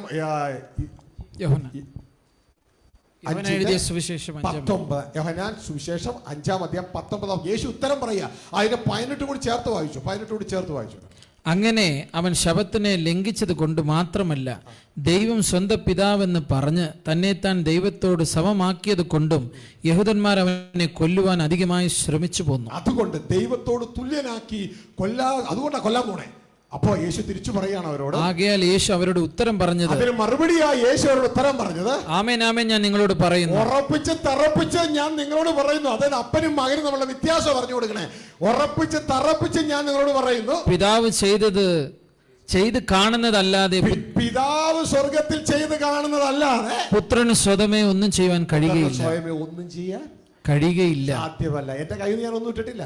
വിശുദ്ധ ബൈബിളിലെ വചനമായി പറയുന്നത്, ഈ സ്പീക്കറിന് സ്വയം ഒന്നും ചെയ്യാൻ ഒന്നും പറയാൻ പറ്റില്ല ഞാൻ പറയുന്നതല്ലാതെ. ഇതൊരു സ്വർഗത്തിലെ ദൈവം സ്വർഗത്തിൽ പറയുന്നതല്ലാതെ, സ്വർഗത്തിൽ കാണിക്കുന്നതല്ലാതെ പുത്രൻ ഒന്നും ചെയ്യാൻ കഴിയില്ല. ഇതാണ് ഒരു യഥാർത്ഥ മനുഷ്യൻ. ദൈവത്തിന്റെ ഇന്റർഫേസാ, ദൈവത്തിന്റെ മോണിറ്ററാ. അവനെ കാണുന്നവൻ ദൈവത്തെ കാണണം, അവനെ കേൾക്കുന്നവൻ ദൈവത്തെ കേൾക്കണം. മനസ്സിലാവുന്നുണ്ടോ? സ്വർഗത്തിലെ ദൈവം പേഴ്സണലായി ഇടപെടുന്ന വ്യക്തിത്വങ്ങളാണ് നമ്മൾ ഓരോരുത്തരും. പലരും ചോദ്യം അങ്ങനെ ദൈവം അദൃശ്യനാണ്, ആത്മാവാണ്, അപ്പൊ പിന്നെ ഞങ്ങൾക്ക് എങ്ങനെ കാണാൻ പറ്റും ദൈവത്തെ? അതിനല്ലേ ദൈവം നമ്മളെ ഉണ്ടാക്കിയേ, അതിനല്ലേ ദൈവം ഭൂമിയിൽ നമ്മളെ ഉണ്ടാക്കിയേ. നമ്മളിലൂടെ ദൈവം ഭൂമിയിൽ വെളിപ്പെടും, നമ്മളിൽ വസിക്കും, നമ്മളിലൂടെ വെളിപ്പെടും. ഇതുകൊണ്ട് നമ്മളോട് പറയുന്നത്, നിനക്ക് അറിഞ്ഞുകൂടെ നീ ജീവനുള്ള ദൈവത്തിന്റെ ആലയമായിരുന്നു. ദൈവം നിന്നിൽ വസിക്കും, നിന്നിൽ സഞ്ചരിക്കും, നിന്നിലൂടെ വെളിപ്പെടും. ഇതിനാ മക്കളെ നമ്മളെ ഉണ്ടാക്കിയത്. മനസ്സിലായ? ഹല്ലേലൂയ. ബാക്കിയുള്ളതിനെല്ലാം ദൈവം ഉണ്ടാക്കിയത് നമുക്ക് വേണ്ടിയാ, നമ്മളെ ഉണ്ടാക്കിയത് ദൈവത്തിന് വേണ്ടിയാ, ദൈവത്തിന് ഭൂമിയിൽ വെളിപ്പെടാൻ. മനസ്സിലായോ? ഞാൻ ഇവിടെ കൊണ്ട് നിർത്തുകയാണ്, എന്നിട്ട് അത് വായിച്ച് തീർക്കുകയാണ്. അവിടെ എഴുതിയിരിക്കുന്ന നാളെ നമുക്ക് ഡീറ്റെയിൽ ആയിട്ട് പഠിക്കാൻ സമയം കുറഞ്ഞത് തീർന്നു. ഇവിടെ കട്ട്ഷോട്ട് ചെയ്യാം. അവൻ ജഡത്തിൽ വെളിപ്പെട്ടു, ആത്മാവിൽ നീതീകരിക്കപ്പെട്ടു, ദൂതന്മാർക്ക് പ്രത്യക്ഷനായി, ജാതികളുടെ ഇടയിൽ പ്രസംഗിക്കപ്പെട്ടു, ലോകത്തിൽ വിശ്വസിക്കപ്പെട്ടു, തേജസ്സിൽ എടുക്കപ്പെട്ടു എന്നിങ്ങനെ ദൈവഭക്തിയുടെ മർമ്മം സമ്മതമാവണ്ണം വലിയതാകും. തേജസ്സിൽ എടുക്കപ്പെട്ടു. ഇങ്ങനെ ദൈവത്തെ ജഡത്തിൽ വെളിപ്പെടുത്തി ജീവിച്ച ക്രിസ്തു തേജസ്സിൽ എടുക്കപ്പെട്ടു. നീയും ഇതുപോലെ ദൈവത്തെ ജഡത്തിൽ വെളിപ്പെട്ട് ജീവിച്ചാൽ നീയും തേജസ്സിൽ എടുക്കപ്പെടും, നീയും തെരഞ്ഞെടുക്കപ്പെടും. മനസ്സിലായോ? ഇതാണ് ദൈവം ആഗ്രഹിക്കുന്നത്. ഹല്ലേലൂയ. അല്ലാണ്ട് ജാതികൾ കാണിക്കുന്ന പോലെ കുറെ സ്തുതി ബഹുമാനം കൊടുത്ത് അവസാനിപ്പിക്കുകയല്ല. സ്തുതിക്കുന്നതൊക്കെ നല്ലത് തന്നെയാണ്, പക്ഷേ അതുകൊണ്ട് അവസാനിപ്പിക്കുകയല്ല. ഇതാ കർത്താവ് പറഞ്ഞു, എന്നെ കർത്താവ് എന്ന് പറഞ്ഞുകൊണ്ടൊന്നും സ്വർഗ്ഗരാജ്യത്തിൽ കയറത്തില്ല. എല്ലാ ദൈവമക്കളും എന്റെ സഹോദരൻ അറിയണം. അതൊക്കെ കർത്താവ് എന്ന് പറഞ്ഞു നല്ല കാര്യമാണ്, പക്ഷെ അതുകൊണ്ടൊന്നും എവിടെ കയറില്ല, സ്വർഗ്ഗരാജ്യത്തിൽ കയറില്ല. ചർച്ചിൽ കയറാം, സ്നാനകുളത്തിൽ കയറാം, ഇങ്ങനെ പല പല സ്ഥലത്തും കയറാം, പക്ഷെ സ്വർഗ്ഗരാജ്യത്തിൽ കയറാൻ പറ്റത്തില്ല. സ്വർഗ്ഗരാജ്യത്തിൽ കയറണോ? യേശു ജീവിച്ചതുപോലെ ജീവിക്കണം, ദൈവത്തെ ജഡത്തിൽ വെളിപ്പെടുത്തി ജീവിക്കണം. അവരാണ് ദൈവപുത്രന്മാർ, അവരാണ് ആത്മാവാൽ നയിക്കപ്പെടുന്നവർ. മനസ്സിലായോ? ഒരുപക്ഷെ നമുക്ക് ഇതൊന്നും ഇഷ്ടമല്ലായിരിക്കത്തില്ല, നമുക്ക് മുഴുവനും പറയണത് ഇഷ്ടമാകത്തില്ല. നമുക്ക് 100 പറ എണ്ണയെ പകുതി മാറ്റിയിട്ട് നീ 50 തന്നാൽ മതി എന്ന് പറഞ്ഞ് ദൈവത്തിൻ്റെ ചീട്ട് വെട്ടിക്കുറച്ച് കൊടുക്കുന്നവരായിരിക്കും ഒരുപക്ഷെ നമുക്കിഷ്ടം, ഇല്ലേ? പക്ഷെ അങ്ങനെ ഒരു അനീതിയുള്ള കാര്യവിചാരകനാകാൻ ദൈവം എന്നെ വിളിച്ചിട്ടില്ല, ഞങ്ങളെ വിളിച്ചിട്ടില്ല. ചിലർക്കൊക്കെ മനസ്സിലായി, ചിലർക്കൊന്നും മനസ്സിലായില്ല. നീ യജമാനെ എത്ര കുടം എണ്ണ കടപ്പെട്ടിരിക്കുന്നു? 100 എന്ന് പറഞ്ഞു. ആ കാര്യവിചാരകൻ അതൊക്കെ മേടിച്ചിട്ട് അതങ്ങ് വെട്ടിയിട്ട് 50 എന്ന് എഴുതി കൊടുത്തു. ജനത്തിന് വലിയ ഇഷ്ടം. എത്ര നല്ല കാര്യവിചാരകൻ, 100 എന്നുള്ളത് മാറ്റി 50 ആക്കി തന്നു. മുതലാളിക്ക് വമ്പൻ നഷ്ടം സംഭവിച്ച കാര്യമൊന്നും അറിഞ്ഞിട്ടില്ല. മുതലാളി പേരിട്ടു അനീതിയുള്ള കാര്യവിചാരം. ജനത്തിന് വലിയ സന്തോഷം. എൻ്റെ മക്കളെ, ഇതാണ് ദൈവം ആഗ്രഹിക്കുന്നത്. നിന്റെ വിളി, ദൈവപുത്രനായി നിന്നെ വിളിച്ചിരിക്കുന്നു. തെരഞ്ഞെടുക്കാൻ നീ യേശുവിനെ പോലെ ജീവിക്കുക. മനസ്സിലായോ? ദൈവത്തെ ജഡത്തിൽ വെളിപ്പെടുത്തി ജീവിക്കുക. അല്ലാണ്ട് യേശുവിനെ കൊണ്ട് ജീവിക്കാനല്ല പറഞ്ഞേ. എന്താ പറഞ്ഞേ?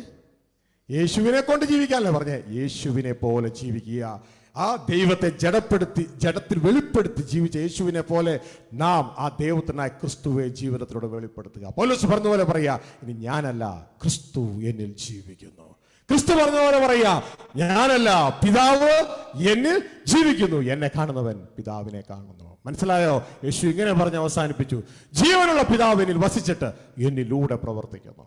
ഇത് നമ്മളിൽ നടക്കട്ടെ, അതിനായി നമ്മളെ വിളിച്ചിരിക്കുന്നു. അപ്പോൾ നമ്മുടെ മറഞ്ഞുപോയ ആ വിളിയും മറഞ്ഞുപോയ ആ തെരഞ്ഞെടുപ്പും നിങ്ങളുടെ ഹൃദയത്തിൽ വെളിപ്പെടുത്തുക. സ്വർഗത്തിലെ ദൈവം ഇന്നേ ദിവസം ഞങ്ങളെ ഉപയോഗിക്കുവാനായിട്ടിടയായി. അതിൽ ദൈവത്തിന് സർവ്വമഹത്വവും ഞങ്ങൾ കൊടുക്കുക. ഞങ്ങളൊരു ഇൻ്റർഫേസ് ആയിട്ട് ഉപയോഗിച്ചു. നാളെ നമുക്ക് ഇതിൻ്റെ ഡീറ്റെയിലേക്ക് കാര്യങ്ങളിലേക്ക് കിടക്കാം. ദൈവവരെ അനുഗ്രഹിക്കട്ടെ, സഹായിക്കട്ടെ. നമുക്ക് പ്രാർത്ഥിച്ച് അവസാനിപ്പിക്കാം. കടന്നു വന്നാട്ടെ. ഓ ഫാദർ, വി താങ്ക് യു. ഒരു നിമിഷം സന്തോഷ് പാസ്റ്റർ കടന്നു വന്നാട്ടെ. പ്രാർത്ഥിച്ച് ശുശ്രൂഷയെ പ്രാർത്ഥിച്ച് അവസാനിപ്പിക്കും. തുടർന്ന് റൂബേൻ പാസ്റ്റർ മുന്നോട്ടേക്ക് വന്ന് അവസാനിപ്പിക്കുക. ഷോർട്ടായിട്ട് പ്രാർത്ഥിക്കാം. സമയം നമ്മൾ അതിക്രമിച്ചു പോയല്ലോ. ദൈവം നിങ്ങളെ ഏവരെയും സഹായിക്കും. എല്ലാ കണ്ണുകളും അടയട്ടെ. ദിവസം എഴുന്നേറ്റാണ്. എല്ലാ കണ്ണുകളും അടയട്ടെ. ദൈവസന്നിധിയിൽ നമുക്ക് പ്രാർത്ഥിച്ച് അവസാനിപ്പിക്കാം. സ്വർഗീയ പിതാവേ, ഞങ്ങൾ ഒരുമിച്ച് ഞങ്ങളുടെ സന്നിധിയിലേക്ക് കടന്നു വരുന്നു. ഞങ്ങളെ വിളിച്ച വിളി എന്താണെന്ന്, അത് ഞങ്ങളുടെ ഹൃദയത്തിൽ മറഞ്ഞു പോയത് സ്വർഗത്തിലെ ദൈവം ഞങ്ങൾക്ക് വെളിപ്പെടുത്തി തന്നതിനായി നന്ദി പറയുന്നു. കർത്താവേ, അനേക ഉദാഹരണങ്ങളിലൂടെ ദൈവത്തിൻ്റെ ആത്മാവ് അവിടെ ഞങ്ങളോട് സംസാരിച്ചല്ലോ. ഇതിൻ്റെ എല്ലാം കർത്താവേ സാരം യേശു പറഞ്ഞതുപോലെ മാത്രമേ ഞങ്ങൾക്ക് പറയാൻ കഴിയുള്ളൂ. ഞങ്ങൾക്ക് സ്വയമേ ഒന്നും ചെയ്യാൻ കഴിയത്തില്ല. കർത്താവേ, ജീവനുള്ള ദൈവത്തിൻ്റെ സഭയാം ദൈവാലയത്തിൽ നടക്കേണ്ടത് എന്ത് എന്ന് അവിടുന്ന് ഞങ്ങൾക്ക് ഉപദേശിച്ചു തന്നതിനായി നന്ദി പറയുന്നു. അങ്ങയുടെ വിശുദ്ധദാസനെ ഇന്ന് പകലും രാത്രിയിലൊക്കെ അങ്ങയുടെ ശബ്ദമായി അങ്ങ് ഉപയോഗിച്ചതിനായി നന്ദി പറയുന്നു. കർത്താവെ, ഞങ്ങൾ ഒരുമിച്ച് ഈ വചനത്തിൽ ജീവനിൽ വളരുവാൻ അവിടുന്ന് ഞങ്ങളെ സഹായിക്കണമെന്ന് ഞങ്ങൾ അങ്ങോട്ട് പ്രാർത്ഥിക്കുന്നപ്പാ. അങ്ങയുടെ കരങ്ങളിൽ പൂർണ്ണമായി ഞങ്ങളെ തന്നെ താഴ്ത്തുന്നു. കർത്താവിൻ്റെ ഇഷ്ടം ഞങ്ങളുടെ ജീവിതത്തിൽ നിറവേറിയാട്ടെ. അവിടുത്തെ ആഗ്രഹവും അങ്ങയുടെ താല്പര്യവും അനുസരിച്ച് മാത്രം ജീവിപ്പാൻ വിളിക്കപ്പെട്ടവരാകയാൽ ഞങ്ങൾ അങ്ങേ സ്തുതിക്കുന്നു. അതിൽ വളരുവാൻ ഞങ്ങളെ അവിടെ സഹായിക്കണം. യേശു ക്രിസ്തുവിൻ നാമത്തിൽ തന്നെ പ്രാർത്ഥന കേൾക്കണമേ.